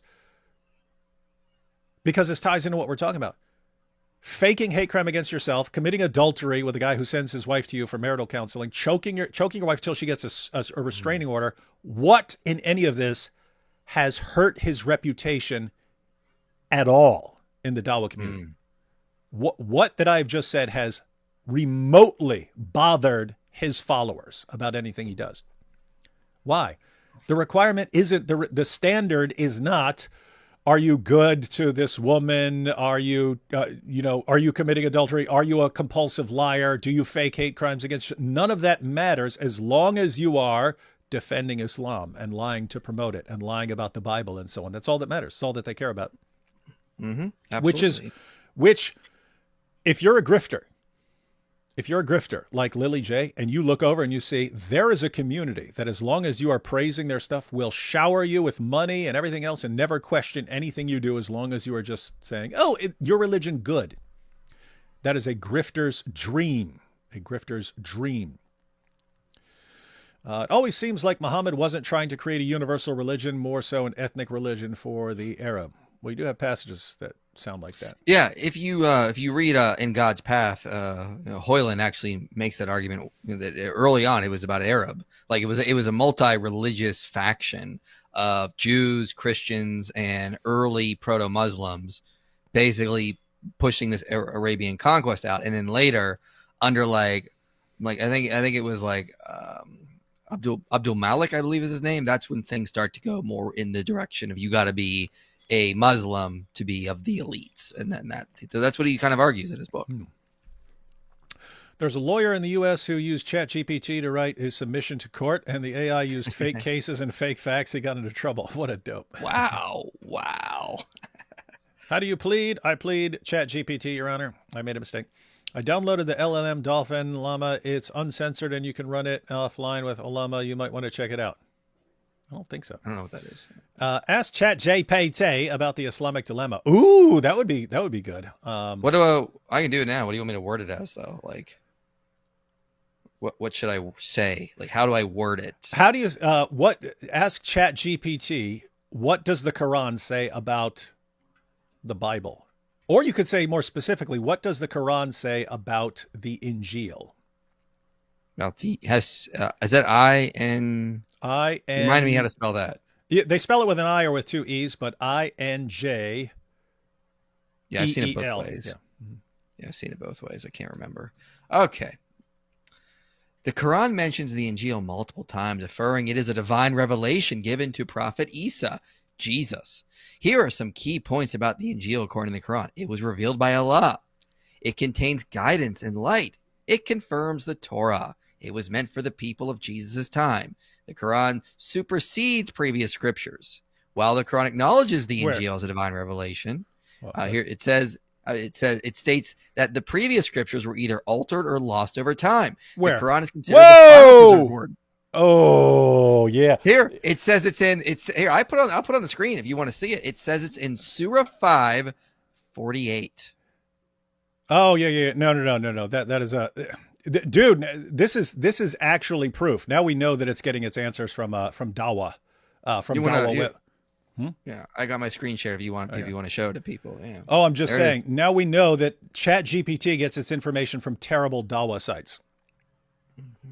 Yeah, for sure. Oh, absolutely. Look, it went with criterion. That doesn't mean criterion. That's the translation they go with because it's the only translation they can go with to try and get something where it's correcting the previous scriptures. It's actually guardian. The Quran is a guardian over the previous scriptures. And if you read in context, so this is Surah 5, verse 48.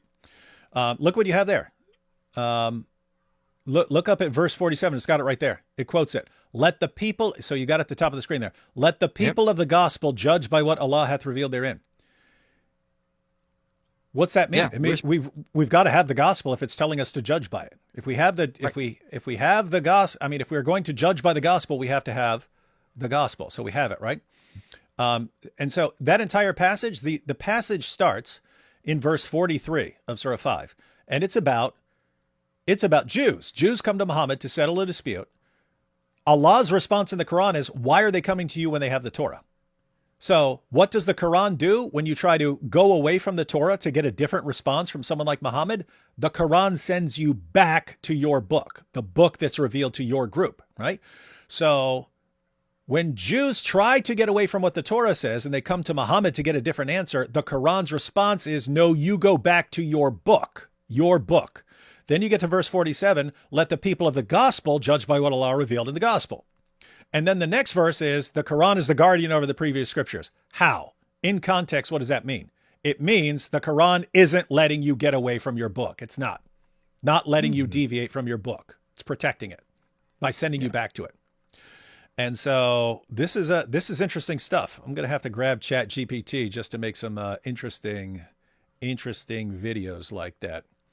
Because it's pretty creepy if ChatGPT, based on what you just showed me, ChatGPT is basically giving Dawah responses, flat out Dawah responses. Because you would never, if ChatGPT just like absorbs the Quran, if ChatGPT were just to like absorb the knowledge of the Quran, it would never in a million years have given that, because there's not one word of criticism about the Injil, not one. I made an entire video. I made a video, everything the Quran says about the gospel, where I go through every single mention in the entire. I challenge Muslims, show me one word of criticism, one, anywhere.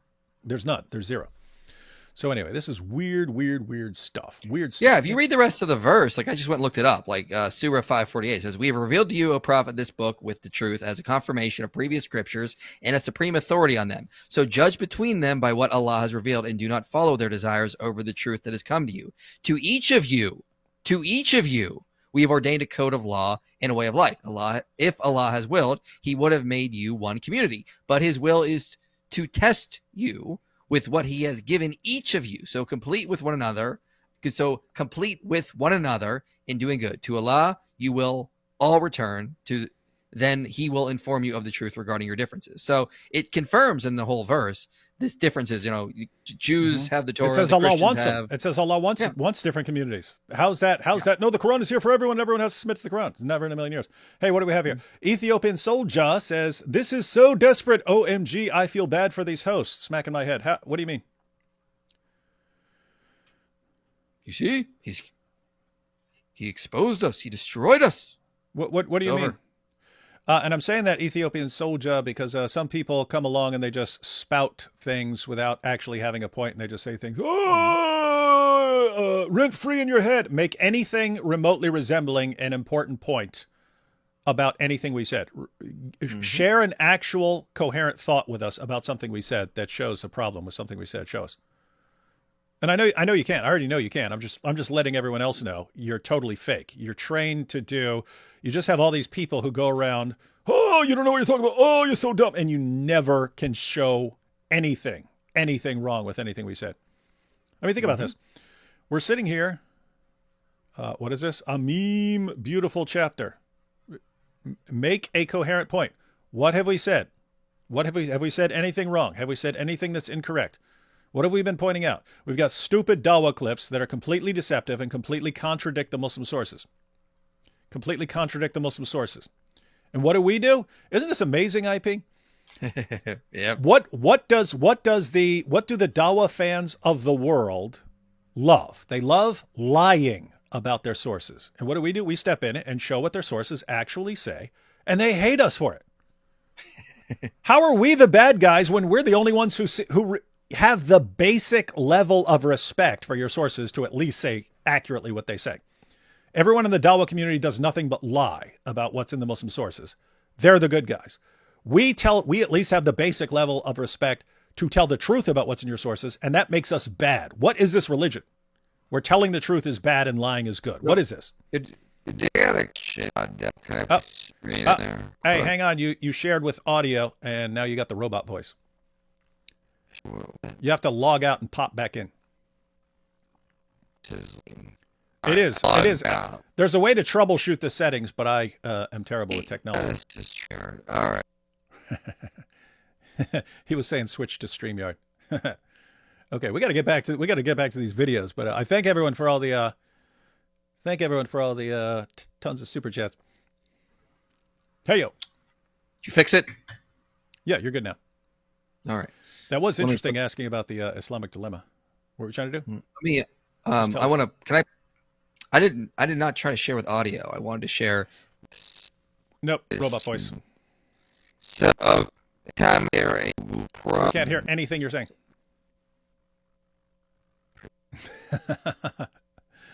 Yeah, that's why everyone tells me to. Again, there's a way to fix that. I just don't know how to do it.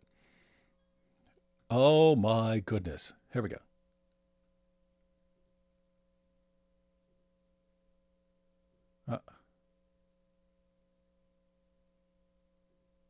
Uh-oh. It's not letting me bring Mike in. Hang on.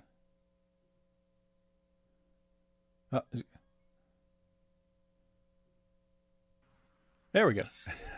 Pretty lame system. Hey, here's an idea. Why not try doing it again? No, I will use Safari tab. Apparently, if I try to share a Chrome tab, it gets all mad at me.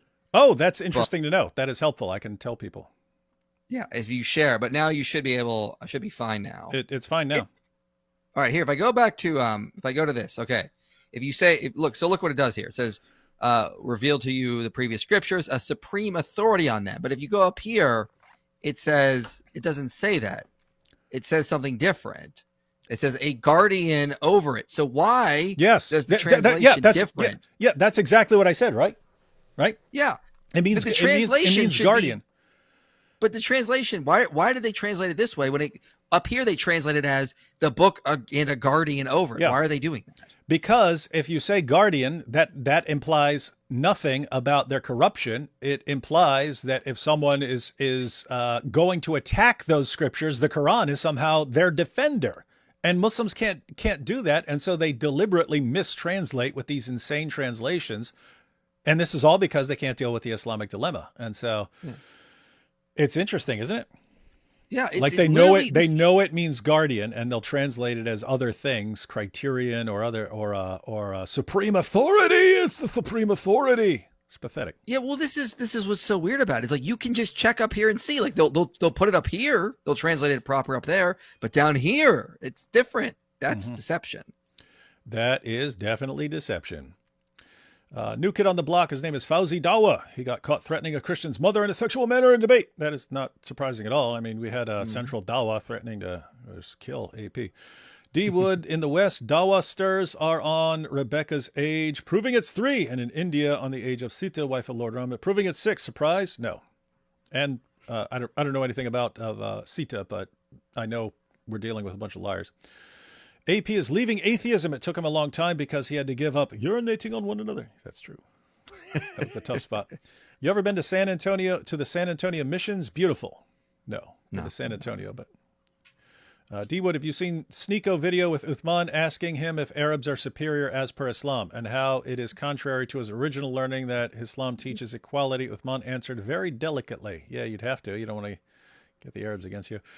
Guys, a little cash, but much love. Thank you. Thank you. Let's see. Olema lets you run LLMs, AI mods offline, and you don't have to pay a subscription. ChatGPT's LLM is known to be biased, but Dolphin Llama isn't. Okay. I don't think I've ever used anything except Grok. Yeah, Grok's pretty good. I use that more than anything. Daily Wood reported the prophet is saying the eyes of the leather strap the anus, farting on those who disbelieve and urinating upon one another. That is all correct. Looking at trajectory, Sneeko is getting doubts. Yeah, it's just weird that that's what he's getting doubts about.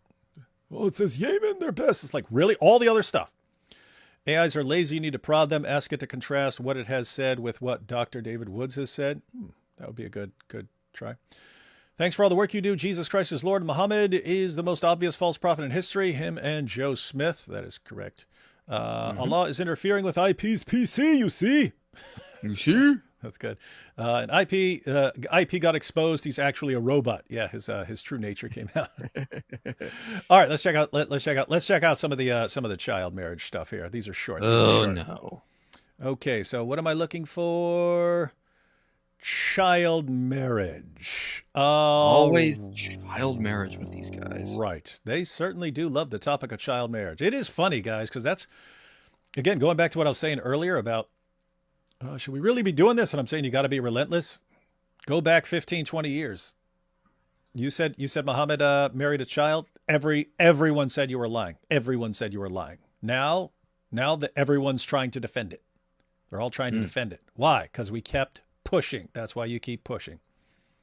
Hey, ChatGPT, does Islam allow you to marry children today? Islam does Yes. not allow child brides today. Marriage in Islam requires consent, maturity, and the ability to fulfill responsibility. Where? Hey, open challenge. What's his channel? White Muslim guy or white Muslim? White Muslim guy.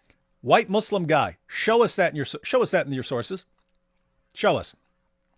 Show us Islam requires maturity. Any of that nonsense. Hang on, let me back up. There's consent, maturity, and the ability to Consent. You said consent. What did Muhammad say about a young girl who's a virgin and consent? Do you know? When White did he Muslim say guy? that? Why don't you ask ChatGPT that? But I'll tell you right now. He said her silence is her consent. Oh. In other words, she's not objecting and not screaming, "Hey, no, don't marry me off to this guy," because her parents told her to shut up, and that's her consent. Weirdo. fulfill responsibilities. Most Muslim countries set legal marriage ages, and scholars Why? Because Western nations made them. Force them to. Yes, absolutely. You hear this? Absolutely. Oh, the Muslim nations just decided on all these minimum ages for marriage. Western nations made them do that. Weird. Yeah, let me find agree that paper. marriage should happen only when both are mature and ready. Both are mature and Aisha was 9. Where are you getting that from? Where? Both are mature. What is this? Like they have not. ChatGPT hasn't said one correct word yet. Yo, the paper I was looking for is The Shadow of Empire, Christian Missionaries, Colonial Policy and Democracy in Post-Colonial Societies.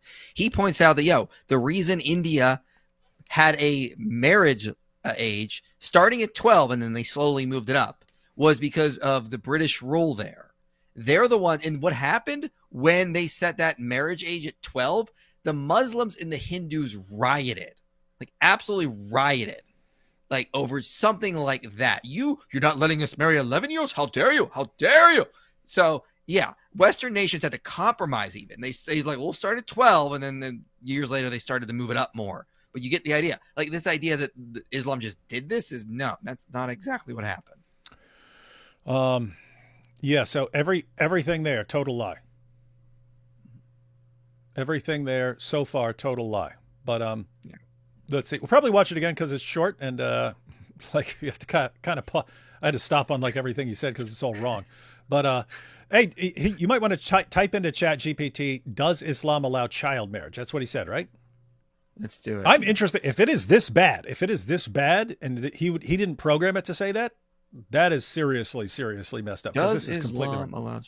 Islam does not encourage child marriage, but interpretations of Islamic law regarding the minimum age of marriage vary. The Quran does not explicitly set a minimum age for marriage, but it emphasizes the importance of mutual consent and the ability to fulfill marital responsibilities. Historically, child marriage occurred in many cultures, including among Muslims, but contemporary scholars in Islamic countries have set the legal minimum age for marriage, often around puberty or older, to ensure maturity and readiness for responsibility. Many Islamic scholars today advocate for setting an appropriate minimum age for marriage based on well-being, education, and societal norms. So very different from the answer he got, right? I mean, I'd still have all kinds of problems with your answer based on what's in the Muslim sources, and because we know why Muslim nations started having these minimum ages and so on. It's because of Western pressure, not because of this magically sprang out of Islam. And on the issue of consent, it requires consent. Muhammad said her consent is her silence. As long as she keeps her mouth shut because her dad told her to, boom, in there like swimwear. Let's finish this. Islam emphasizes justice and protection, aligning with ending child marriage. If you're an Islamophobe, just because you say it doesn't mean it's true. Sorry, Charlie. Oh, do you see that, David? Just because Yep. you say it doesn't mean it's true. I wonder if you have any sources on this. I don't know. Maybe. Yeah, I mean, guys, how insane is that? Everything in there has nothing to do with actually what's in the Muslim sources. And it's just this arrogant, condescending way of spouting nonsense. And that's what works in Islam. Hey, bud, white Muslim guy, you want to see what your sources actually say? Check this out. Think, what did ChatGPT just say? It said, no, Islam leads you out of child marriage because of its emphasis on justice and blah, blah, blah. What is this? This is Sahih al-Bukhari. This is a chapter introduction for 5133. Giving one's young children in marriage is permissible. Young children. Wait a minute. I thought Islam leads you out of child marriage. Why is it permissible? By virtue of the statement of Allah. And for those who have no monthly courses, i.e. they are still immature. It's talking about marrying, having sex with, and divorcing girls all before they've reached puberty. And it mentions there, while they're still immature, they haven't reached puberty. And the iddah, that's the waiting period before this girl can marry someone else after you are divorcing her. The iddah for the girl before puberty is 3 months in the above verse. So notice, it's girl before puberty. Girl before puberty. This is talking about pre-pubescent girls, marrying, having sex with, divorcing, and passing on to the next guy. And the hadith that's given as an example of this narrated Aisha that the Prophet wrote the marriage contract with her when she was 6 years old, and he consummated his marriage when she was 9 years old. Then she remained with him for 9 years, i.e. till his death. What do we have here? Sahih al-Bukhari. The Prophet wrote the marriage contract with Aisha while she was 6 years old, consummated his marriage while she was 9 years old. She remained with him for 9 years till his death. 6130. Narrated Aisha, I used to play with dolls in the presence of the Prophet, and my girlfriends also used to play with me. When Allah's messenger used to enter my dwelling place, they used to hide themselves, but the Prophet would call them to join and play with me. He liked watching all the little girls playing together. And then notice what you have here. The playing with dolls and similar images is forbidden, but it was allowed for Aisha at that time as she was a little girl, not yet reached the age of puberty. Everyone getting that? Everyone getting that? Now, they'll say that's not in the hadith. That's a commentator, David. By Ibn Hajar al-Asqalani, the greatest hadith commentator of all time, pointing out, because any Muslim who reads, wait a minute, Aisha was playing with dolls. How could she play with dolls? Dolls are images. Images are forbidden. He explains this was only enforced once you reach puberty. If you're a prepubescent, you're allowed to play with dolls. If you've reached puberty, you're not allowed to play with dolls. So Aisha playing with dolls means, in an Islamic context, she hadn't reached puberty. Powerful. And as far as the Quran goes, this is the verse, ladies and gentlemen. And those of your women as have passed the age of monthly courses, so these are women who have gone through menopause and they don't have a monthly menstrual cycle anymore. This verse is about, Surah 65, verse 4, is about, it's a response to some questions that arose because the Quran had already declared that if you want to divorce someone, you have to wait 3 monthly menstrual cycles before she can marry again. But some questions arose. What about women who have gone through menopause so they don't have a monthly menstrual cycle, or girls who are too young, or pregnant women who don't have a monthly menstrual cycle? In other words, what do we do here? And here's the response. And those of your women as have passed the age of monthly courses, for them the iddah, prescribed period, if you have doubt about their periods, is 3 months. So wait 3 months instead of 3 monthly menstrual cycles because they're too old to have a monthly menstrual cycle. And for those who have no courses, i.e. they are still immature, their iddah, prescribed period, is 3 months likewise, except in the case of death. So if you're divorcing a 6-year-old or divorcing a 7-year-old because you've gotten tired of her and you want to pass her on to the next guy, then after you divorce her, she's going to have to wait 3 months before the next pedophile can have sex with her. What's the source on this one again? That's the Quran, Surah 65, verse 4. Oh, boy. Oh, it's right there in the Quran. Yep. That is the Quran. And guys, you can look up the commentary of Ibn Abbas. You can look up the commentary of the two Jalals. You can look up Ibn Kathir. Everyone down to the 20th century knew exactly what that meant. Talking about sex with prepubescent girls. Somehow we watch a video from our buddy. So guys, just knowing that little bit right there. Aisha was prepubescent. The Quran allows sex with prepubescent girls and IP.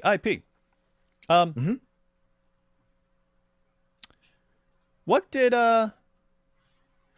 Daniel Hakikachu say when you asked him about what's allowed in Islam as far as far as ages and so on?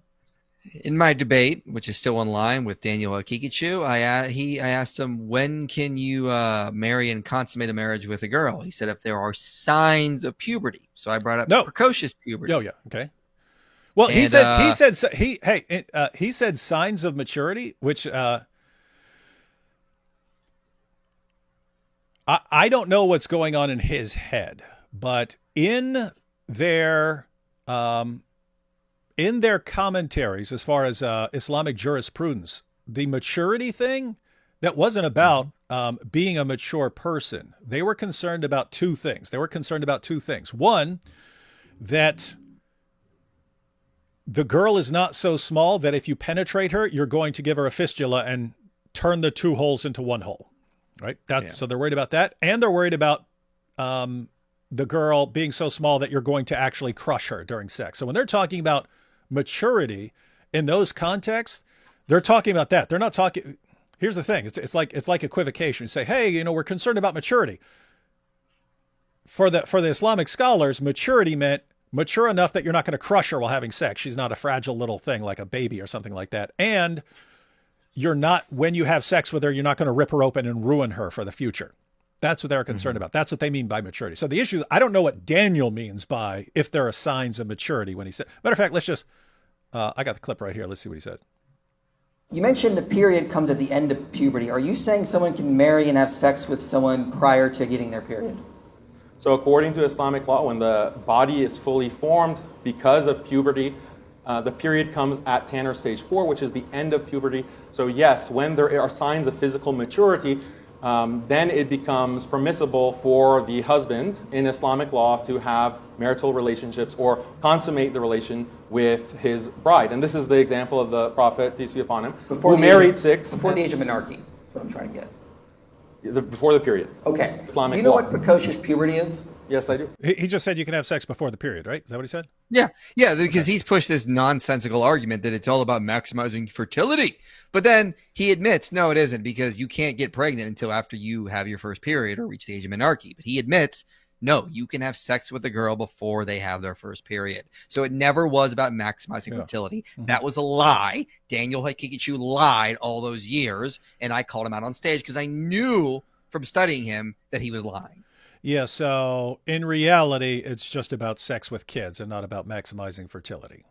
Exactly. Let me back that up just so we're clear, and then we'll finish this. The period comes at the end of puberty. Are you saying someone can marry and have sex with someone prior to getting their period?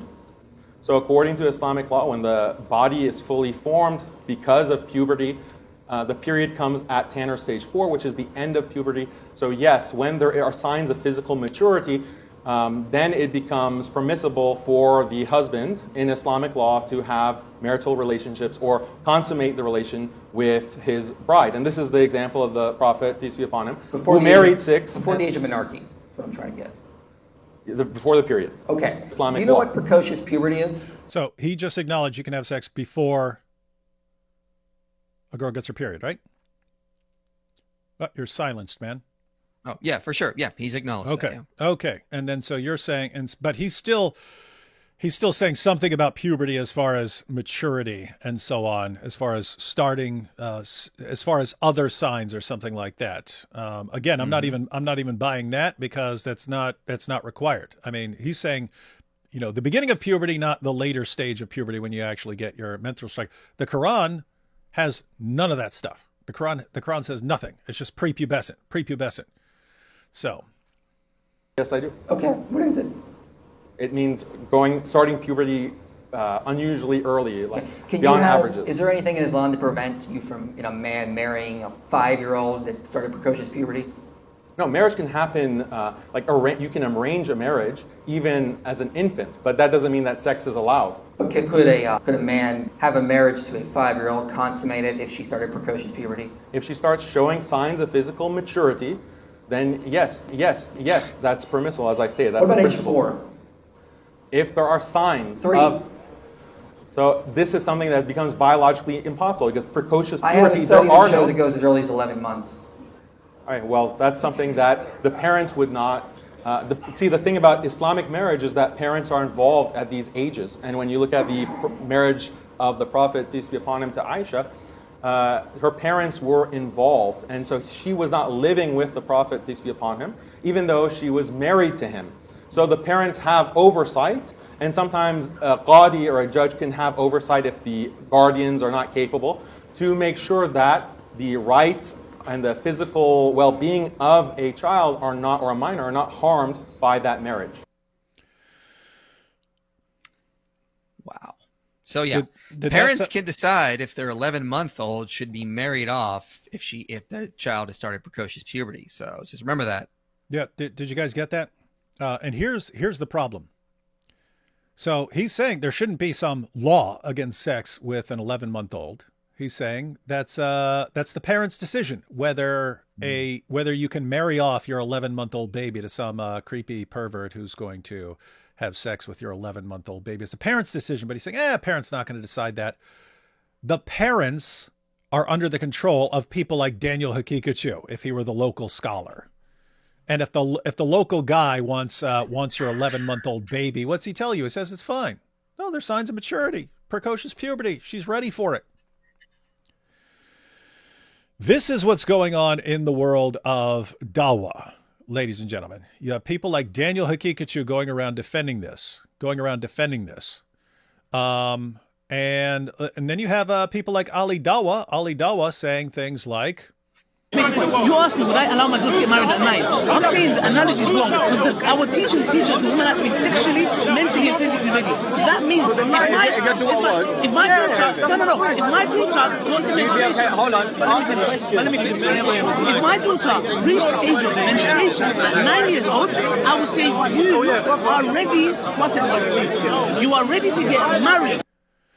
he says, if my daughter gets the age of menstruation, and keep in mind, he's better than his sources, and he's being better than Daniel Hakikachu, because neither the Quran nor the Hadith nor Daniel Hakikachu requires menstruation, right? Mm-hmm. This is just Ali Dawah being better than his sources. But he's saying he would tell his 9-year-old, if she gets her first period at the age of 9, that she's ready to get married. It's going to let's have Muhammad Hijab correct him right here on the idea that Islam requires a monthly period.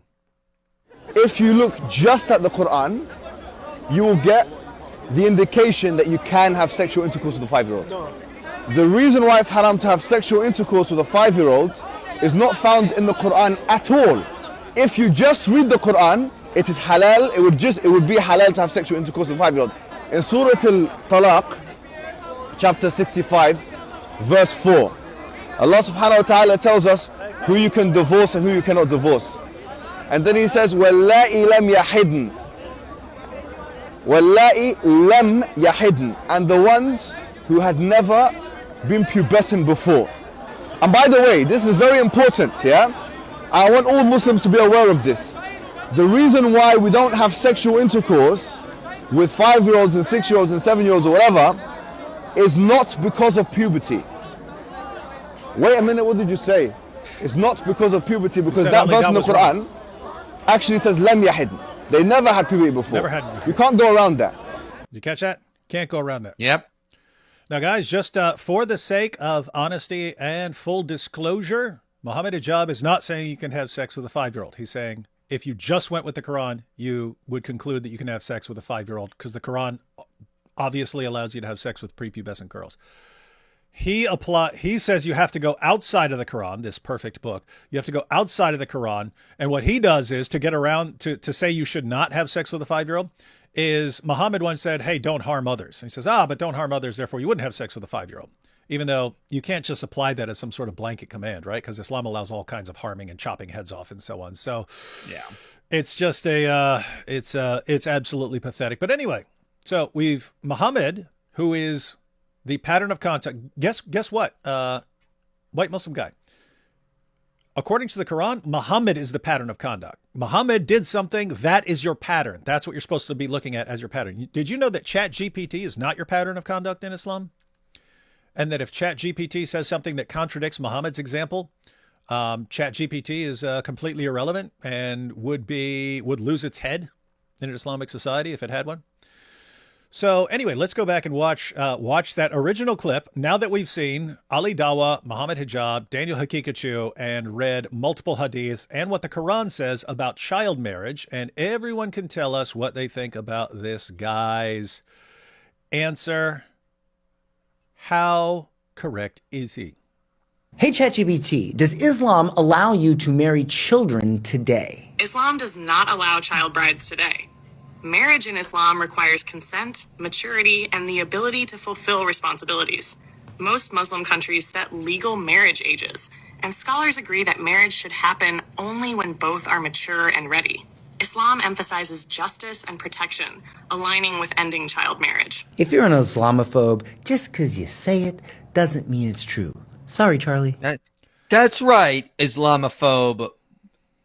Quran and the Quran Hadiths. And Hadith. They're all Islamophobic. And Daniel yes, Hakikachu and Ali Dawah and Muhammad Hijab and every knowledgeable Muslim scholar who's ever existed. This guy got ChatGPT to share its thoughts from some absolutely ridiculous Muslim Dawah site. And that's it. That's all that matters. That's sorry, Allah and Muhammad, you've been completely humiliated. Allah is an Islamophobe. This is wild stuff, man. Can you put my study on the screen? Can I? For people who want to claim that, well, Aisha was an adult at that age. No, very, very unlikely. In fact, girls today are maturing quicker than they were in the pre-modern era. And if you just scroll down here, we just read all this stuff here. Look at the charts here. Here, I even have a line here just so you can see. So 20,000 years ago, girls were maturing much faster. Psychosocial maturation was matching, basically entering the age of puberty. And this is roughly, give or take, the age of menarche. So about 20,000 years ago, girls were reaching menarche a little bit over the age of 10. Then 2,000 years ago, due to agricultural settlement, more nutrition, it increases. So it actually is coming in at about looks like about 13 or 14. And then during that time, it continues to go up, and it's about 15 or so. And then in the present, when we have better nutrition, it goes back down to where it was 20,000 years ago. So Muhammad would have lived sometime in this area here. Aisha would not have reached her period. 2,000 years ago, the earliest girls were reaching the age of menarche, getting their first period, was after the age of 10. When did Aisha marry Muhammad? Or when did Muhammad consummate the marriage with Aisha? 9.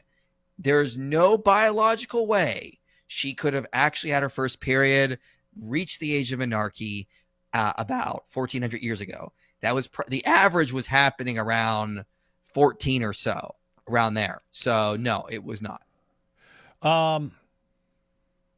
I wouldn't say impossible because there are ranges, but what you just pointed out actually lines up with what's in the Muslim sources. Ibn Hajar al-Asqalani believes that Aisha still hadn't reached puberty by the time she was around 15 because she was still playing with dolls then. So what you just said actually lines up, that it's happening a little older than it is now. So, yeah, what do we think of this powerful dawah, guys? Like completely contradicts everything we read in the Muslim sources, and as long as you say it in a completely condescending way, you Islamophobe, you Islamophobes, that's all you need to impress the dawah fans. And that's that says something about dawah fans. He did a crappy video where he tried to argue there was child marriage in Christianity, and he cited like one marriage or like this marriage in France. ChatGPT told him that like this marriage happened when the girl was 6. I looked it up. Yeah. She was actually 22 years. Yeah, she was actually 22 years older than the guy she married. So ChatGPT got it wildly wrong. Said that she was just a 6-year-old or something. I looked it up. She was actually like full-grown adult, and she was marrying someone who was a young person. There is one that's Queen Isabella, but there's like 1,000 Queen Isabellas. But there was one who was married when she was 6. All you have to do is go to any article on it. It would say it was a political marriage, and marriage was never consummated because it was just arranged politically, and she was too young. It specifically says she was too young, and therefore the marriage was never consummated. It's like that's the example that you guys use to show that it's okay for Muhammad to actually have sex with a 9-year-old. Yeah. Is, hey, No, here was a political marriage. Yeah, he brought up Rosala of Italy, who married Robert II of France, but Rosala was older than Robert. But that was like his big thing to go to. Like, it hang just on, shows let's you go. he And, let's go and watch. If that's this other video you sent, let's go ahead and check it out. No, I sent you a different one, I believe. I didn't send you mine. He does bring up some examples. I didn't pay close attention, but when I was getting the video ready, I saw him saying something about that. So let's go ahead and check it out. Muhammad and Aisha. Here we go. Here we have our good friend whose channel is White Muslim Guy asking about Muhammad and Aisha. Going to give some powerful dawah. Hey, ChatGPT, did Prophet Muhammad, peace be upon him, really marry a 9-year-old? Yes, Prophet Muhammad, peace be upon him, married Aisha, may Allah be pleased with her, when she was 6, and the marriage was consummated when she was 9. This was entirely normal and acceptable for 7th century Arabia. Prove that. Look at this. I love these facial expressions. Like, dude, like, what are you doing? Yeah, it's again, this is what works with the Dawah fans. As long as you just act shocked. It's so weird and so pathetic. It's like, I don't use the word cringe a bunch, but I assume this is where you're supposed to use the word cringe. Mm-hmm. So, it was totally normal to marry a 6-year-old? No, not what I found, no. Yeah, that's all I'm saying is, like, if you're going to make that claim, show us where you're getting that claim. No. I'm not saying it's illegal or something like that. I'm saying, was that the average age? Is that just totally, when you say totally normal, it sounds like everyone's doing it and it's just a normal part of life. No, the earliest I can find is Jews living in Babylon in the 1st century married girls around 12 or 13. And that was much lower than Jews in Palestine, which were marrying in their late teens. So, but no, I cannot find any culture that was just a normal thing to be marrying girls off at 9. Like, those were exceptional cases when they happened, and they were mostly done for like political alliances or family alliances. And often they included stipulations like no consummating the marriage till she's an adult. Yeah. So what you have here is basically, guys, we don't have a lot of records from pre-Islamic 7th century Arabia to make these kinds of claims. So what ChatGPT is doing is it's getting its information from some Dawah site that made the claim without evidence. So I'm saying, what is the actual evidence for the claim that this is just totally normal back then?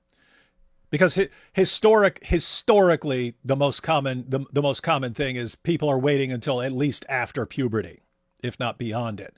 And so the idea that in Arabia, everyone's just going around having sex with prepubescent girls, I'd be interested in what your evidence is for. Muhammad had sex with a prepubescent girl. The Quran allows sex with prepubescent girls. I'm saying, what is your evidence that was just normal, even like for the population before Islam? So that's one issue. Another big issue here is, think about his defense. His defense is, but it's normal there. Suppose we grant it's normal. Does normal mean it's good? I'm asking that because these same Muslim apologists will say female infanticide was normal in 7th century Arabia, but Muhammad came and fixed it because it was wrong. It's like, wait a minute, but it was normal. I thought if something is normal in a population, then it's fine and you can't criticize it. That's the rule. That's the rule he's using, right? Yep, if something is normal, you can't criticize it. What are you talking about? What was drinking alcohol normal before Muhammad came along? Yes, yeah. Absolutely. Absolutely. So you can't say it's wrong because it's normal, right? So guys, you can't just defend it by saying, but it was normal at the time. Something can be normal and still be immoral. It can still be wrong. So the question is it wrong? What do you think, IP? Is having sex with a prepubescent girl immoral? Or is it just our difference of opinion or something? It is definitely immoral and should never happen. I would agree. And why? Mm-hmm. It's harmful. It's harmful to the girl. It's harmful, right? Mm-hmm. All sorts of problems arise when you allow grown men to have sex with prepubescent girls. But let's go ahead and let this guy. Many other societies throughout history, including Christian ones, marriageable age was determined by biological maturity and societal norms, not by modern standards. Here are past examples from Christian history that prove this was not unique to Islam. 1. King Richard II of England married Isabella of France when she was 6 years old. Never consummated. What's that? Yeah. Never consummated. Guys, did you catch this? Here we go. King Richard II of England married Isabella of France when she was 6 years old in 1396. 1396. Guys, think about how stupid this is, because it's for about a million different reasons. Just look at a couple.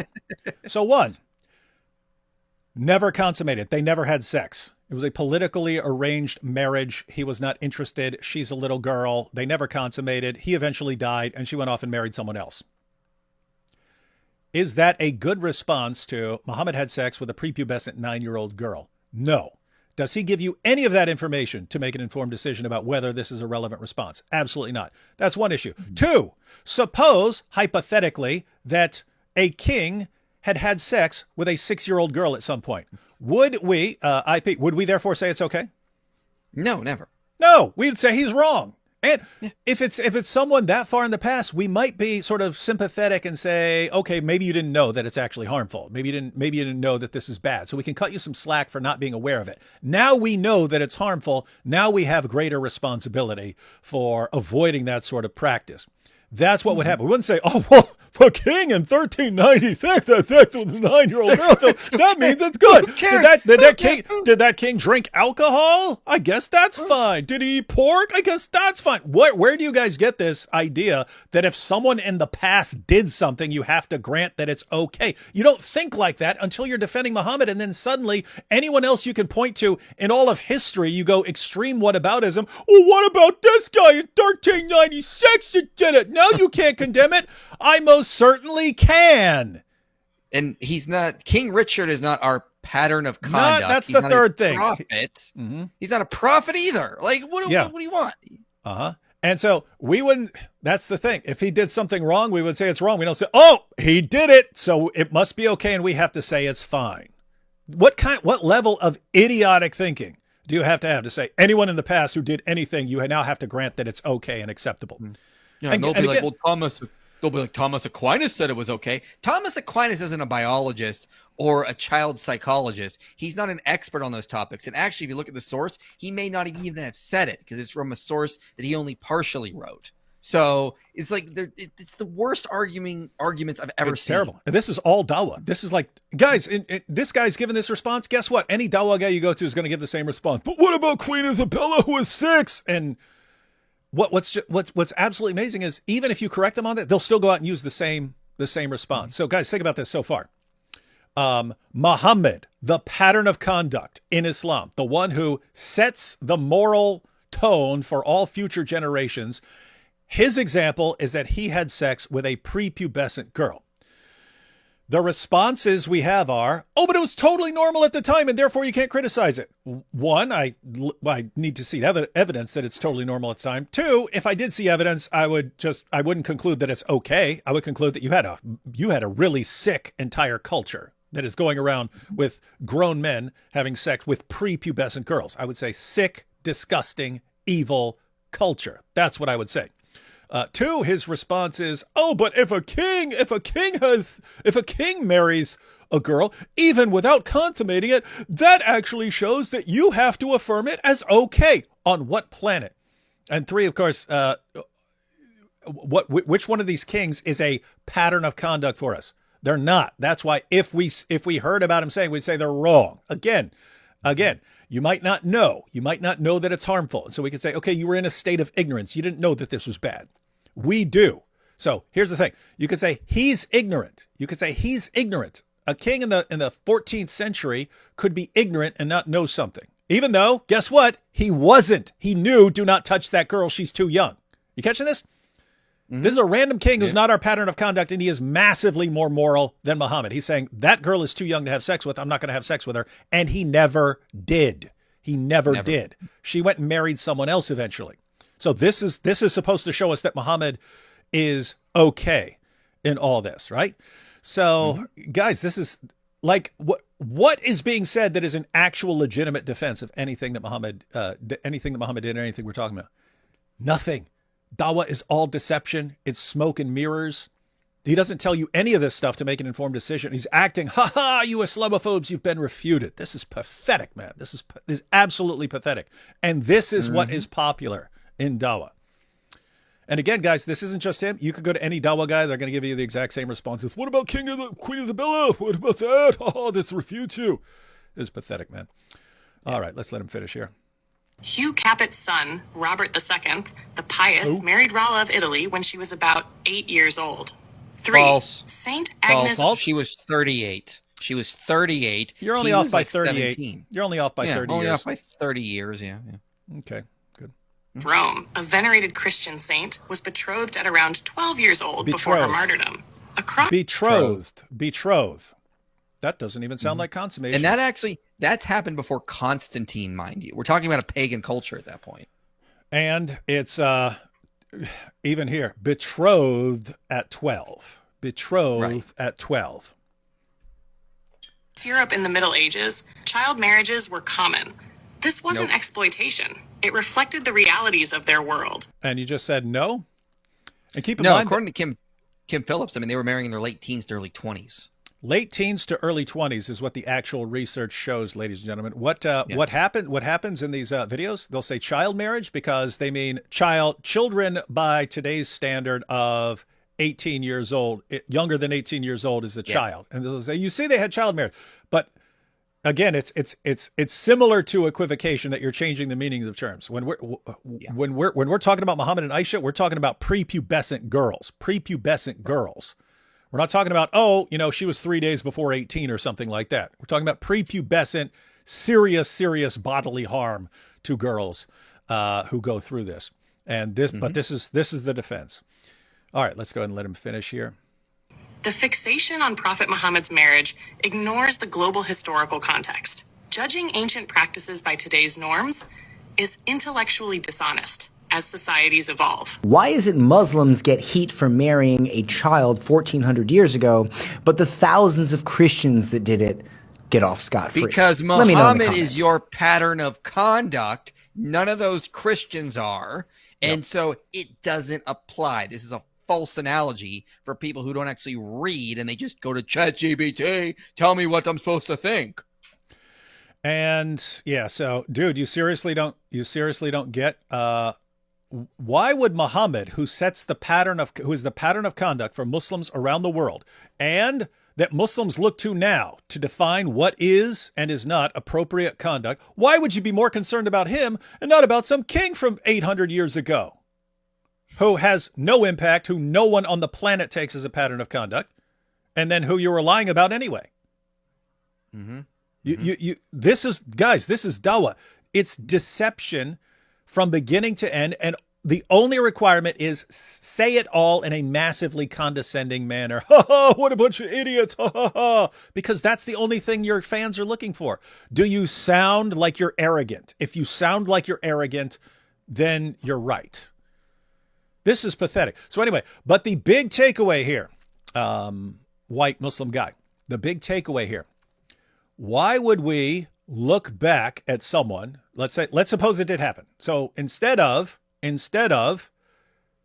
Queen Isabella at 6 never being touched and the marriage never being consummated because he said, wow, she's too young, I'm not touching that girl, and she doesn't have sex until she gets married the second time, her second marriage. Suppose a king had sex with a 6-year-old girl. We would look back at that and say, gross, that's wrong. And under no circumstance are we going to say, therefore, it's fine to do because that king did it. It's not going to happen. But we could understand. Maybe he didn't know any better. Maybe it was in a different time. We know better. Therefore, we are morally responsible. Okay. Maybe he didn't know. We know. Therefore, we are morally responsible. Okay. Does Allah know? Does Allah in the Quran, when he reveals Surah 65, verse 4, which says you can marry, have sex with, divorce, and pass on to the next guy, girls, all before they've ever reached the age of puberty. Did Allah know what we know today when he revealed that and said it's fine in his eternal Quran that still applies today and is supposed to apply for until the end? Did he know? Did he know? Or is he ignorant? A king in the 14th century can be ignorant. Are you saying that Allah was ignorant about how harmful child marriage is? That's what you have to say. Yeah.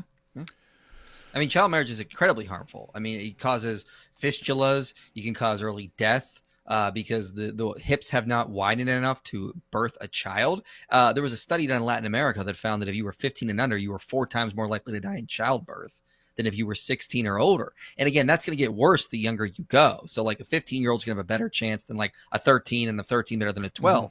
But it also comes with all sorts of mental disorders just from and then these poor girls raise children and they don't have the social skills to raise children. So their children grow up deficient. And then we're talking about child marriage also correlates with increased rates of intimate partner violence. So these poor girls are suffering from physical issues, mental issues, and then they're getting hit as well by these men who are preying on them. So like there's no justification for this practice at all.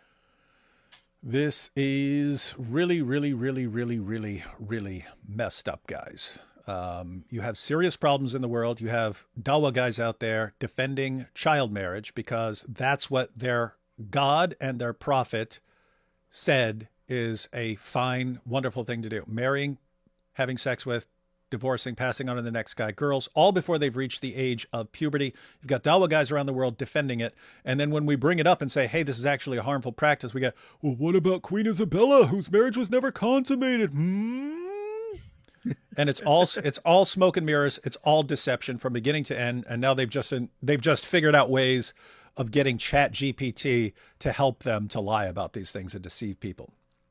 Absolutely pathetic. Absolutely pathetic. Absolutely. But that's Dawah. All right, man. Hey, it's getting kind of late for you. I don't know what time you go to bed, so you got to cut out, but I'm just going to go through the rest of these super chats. But if you want to go through these, we'll go through these. If you got to cut, let me know whenever you got to cut out. All right, I'll give you like a couple more minutes. I gotta go eat some food. Let's see. I don't know if I read this one earlier. IP got exposed. He's actually a robot. You see? I heard the backpack today. No Quran or Hadith verses. It gave me Bible verse, John 14:6. Jesus said to him, I'm the way, the truth, and life. No one comes to the Father except through me. You don't have the backpack, man. D-Wood and IP, also AP. Any of these topics possible for streams or debates soon? The Crusades, comparative eschatology, Abrahamic, Bart Ehrman. Also, D-Wood, where can we see your debate with Alex O'Connor? The debate is going to be, I think, streamed for people who get the conference, but we'll be releasing it sometime after that. I think he said about a week later or something like that. We're all going to release it on our channel. So nice. I think you can pay to do the virtual conference. Ruslan's virtual conference, but you don't need to because it's going to be online after that. So it's basically if you want to see it instantly while it's happening. Some of the other topics, comparative eschatology, probably not. Bart Ehrman, probably not. Crusades, maybe. Could always get Raymond Ibrahim back on for a bit because that guy's interesting, knows a lot of stuff. Most useful AI is Notebook. How many AIs are there? Everyone's got a different name. It is Google's service that gives you references, books, paper, videos, etc., and summarizes. Most used Notebook. I'm going to look that one up because that's what I need. I need references. That looks like something. That looks like something. Yeah, I'm saying that looks like something I'd be more interested in. I bet more Christians. I might look this one up. Yeah. I bet more Christians have actually read the Quran than actual Muslims. Also, thank you, IP. Your arguments have convinced me to check out a high Protestant church and partake in communion. Excellent. Yes, real communion uses wine, and that's what I'm convinced from reading the Church Fathers. Wrong. It's grape juice. White Muslim guy looks like descendant of Lebanese. I have no idea. But I mean, think about it. He's even advertised white Muslim. He just knows there's like this obsession. Oh, we got a white person. Oh my goodness, look, she's blonde. We will believe anything she says. Powerful. Yes, so absolutely. Weird. Hey, giving up $10 for Lent. Yes, everyone give up. Excellent. Everyone give me $10 for Lent. You got to give up that $10. What did you give up for Lent, David? Sleep. I gave up liquor and chocolate. Oh, that's why you're coherent. Yeah, got me. Yeah. Hi, if UK becomes Islamic in coming decades, do you think child marriage would be allowed or would Muslims rebel? Good to see you both. They would definitely allow child marriage. They'd start lowering that age for sure. They will. You think Allah will give Muhammad will get virgin men in Jannah after the Cave of Hira incident? Yeah, Muhammad wants all his virgin men, but they're not going to be virgins for long if they're around Muhammad. My baby goat showing signs of maturity.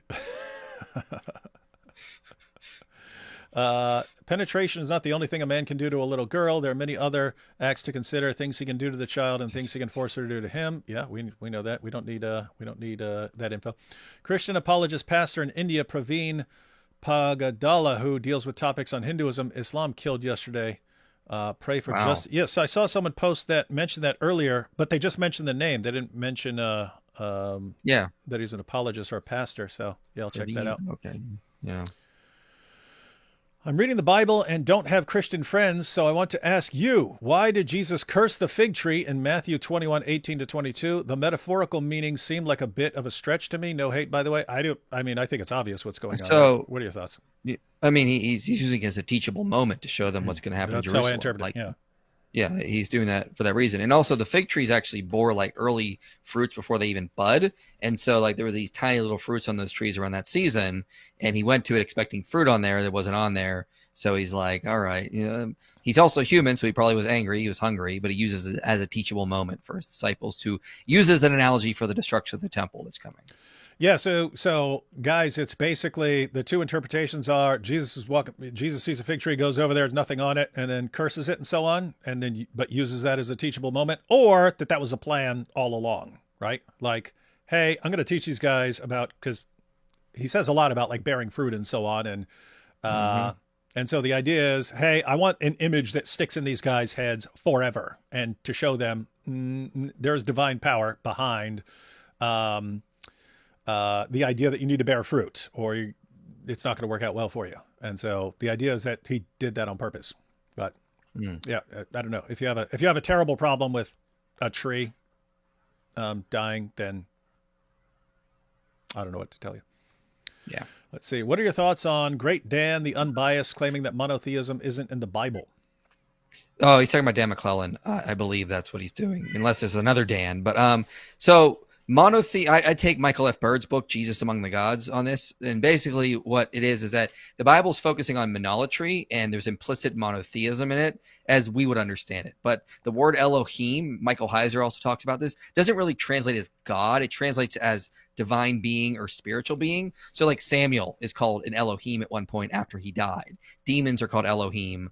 False gods are called Elohim. Angels are called Elohim. Anything in the spiritual realm can be an Elohim, but Yahweh is a unique Elohim. He's above all. So yes, there are multiple Elohim, but you should really only worship Yahweh, who is the high creator God, and that's monolatry. But it also comes with implicit monotheism. So it's there. It's just not in our language. The Bible was written for us, not to us. As a former programmer, AI is like any other piece of software that has GIGO, garbage in, garbage out. Yeah. That's what it seems like based on the answers. Yeah. IP, stop using earpods, cause brain tumors. No. I doubt that. D-Wood, have you looked into the protests in Turkey? Do you think the protests in Turkey are similar to Iran? Both protests led by people sick of Islam. I mean, they're ticked off about Erdogan. I don't know about the numbers. Like in Iran, it's like most of the population, right? Most of the population is being oppressed by a tiny minority of Shia religious extremists. I don't know what the actual percentages are in Turkey as far as how many people or what percentage of the population is against the leadership, but it's something to follow. They're not dumb. They're making us exhaust ourselves. Yeah, I guess that's right. But you just got to keep up. If she says, if she doesn't say no, it means she really wants it. That's exactly how pedos justify what they do. Yeah, and that's the idea in Islam. How do we tell if this little girl who has no clue what's going on consents to this 50-some-year-old guy banging her? Well, if she keeps her mouth shut because her dad said, "Hey, you're marrying this guy, now keep your mouth closed," then she consents, and that's it. He's not white as my prophet Muhammad. He needs better leather straps. His shocked face looks like how Diha looked when he saw Muhammad. That'd be good. Just taking a picture of his shocked face, and it said Diha's Diha when he saw Muhammad coming up. Is it normal for young people to clean body fluids off of clothes of elders? Doesn't the Quran say she also cleaned fluid off his clothes before this? Chomos are deceived. What a bunch of garbage. Yes. Passages about her washing it off, scraping it off, scratching it off. It's just endless scrubbing of semen stains off Muhammad's clothes. He needed to stay away from Diha. It was common for European kings and queens to marry for political and truce reasons, even if they never consummated. That is correct. And that's what happened with Isabella. IP, while in Australia, try catch an AFL match. No. What the heck is that? AFL. It's like it's like Australian football, I believe. Wait, isn't that going to be soccer though? No, it's like a different game. I don't know. Is it real football? Like American football? No, it's not real football. It's different. It's different. It's horrible. Weird. Yeah. Islamophobes not normalize pedophilia, guys. What is it? What does HDY stand for? I don't know. Islamophobes not normalize pedophilia. Bought a copy of the Book of Mormon, and he walked the Americas because of the Dr. Falk stream just to read the ridiculousness myself. Book of Abe next. Yeah. It's peace, brothers. Peace, brothers. Good night. Good night. And got 2 more. Thanks for calling this out, guys. But also, will you please stop calling it sex with a child and call it grape? Well, you've got an algorithm that's listening to us at all times, and if you say if you say lots of words like that and you keep saying it, if we just said it every time we're talking right now, you can mess around and get child restricted and stuff like that. So pretty much, you try to tone down your language. That's why we'll often say grape instead of anyway. And Joseph Smith was also a Freemason before starting Mormonism. They have some rites that are similar. Temple of Satan. Hey, did you know that not guilty in original Chinese characters is a lamb being killed? Be blessed. Not guilty in original Chinese character as a lamb. Oh, is a lamb being killed. Interesting. Huh. And then last one here. Gaza is protesting again tomorrow against Hamas. You won't hear this on Al Jazeera, only here. Free Palestinians from Hamas. Yeah, it's a weird situation because just because they're protesting Hamas does not mean they're peaceful, nice guys. You have a lot of people with sick views and a lot of people who have allegiance to other groups and so on. And so it doesn't mean the protesters are great people. But at the same time, it does take some guts to stand up against Hamas because Hamas just executes people who stand against them. So and at the end of the day, we all want Hamas gone. And so hopefully, the people are successful in ousting Hamas, and hopefully it leads to some kind of improvement in the situation. And it would, even if these guys are every bit as radical as Hamas and they just, think that Hamas is going about it in a stupid fashion or something like that. Hamas not making it through this war is good. It's a good message to future generations that you're not going to get away with this stuff. So, yep. Hopefully good things happen. All right, guys, we're going to go ahead and jump off here. I don't think I'll be live again until my debate because I'll be, tomorrow I'll be getting ready and packing and stuff like that. And then I'm flying out Thursday morning. So. He's terrified to go live. Dawah will destroy him. I know. I would be humiliated. But guys, so guys, think about it. The Dawah guys will not engage with us anymore, and Dawah is now just Lily J and that white guy using ChatGPT to lie to us. This is where we're at. These are good times, ladies and gentlemen. It sucks and it can be discouraging that it's just like this. Seriously, people fall for this idiotic nonsense. This is actually good. If you look at the trajectory, people are catching on, and that's why they're getting more desperate. So these are good times, and there will be more good times ahead. All right. Catch y'all soon. Should have a video up in the morning. If you're not subscribed to Mike Jones' Inspiring Philosophy channel, definitely go there. Link is in the description box. Catch y'all next time. Oh, wait. Hey, sorry. Had one last super chat there. I didn't want to leave.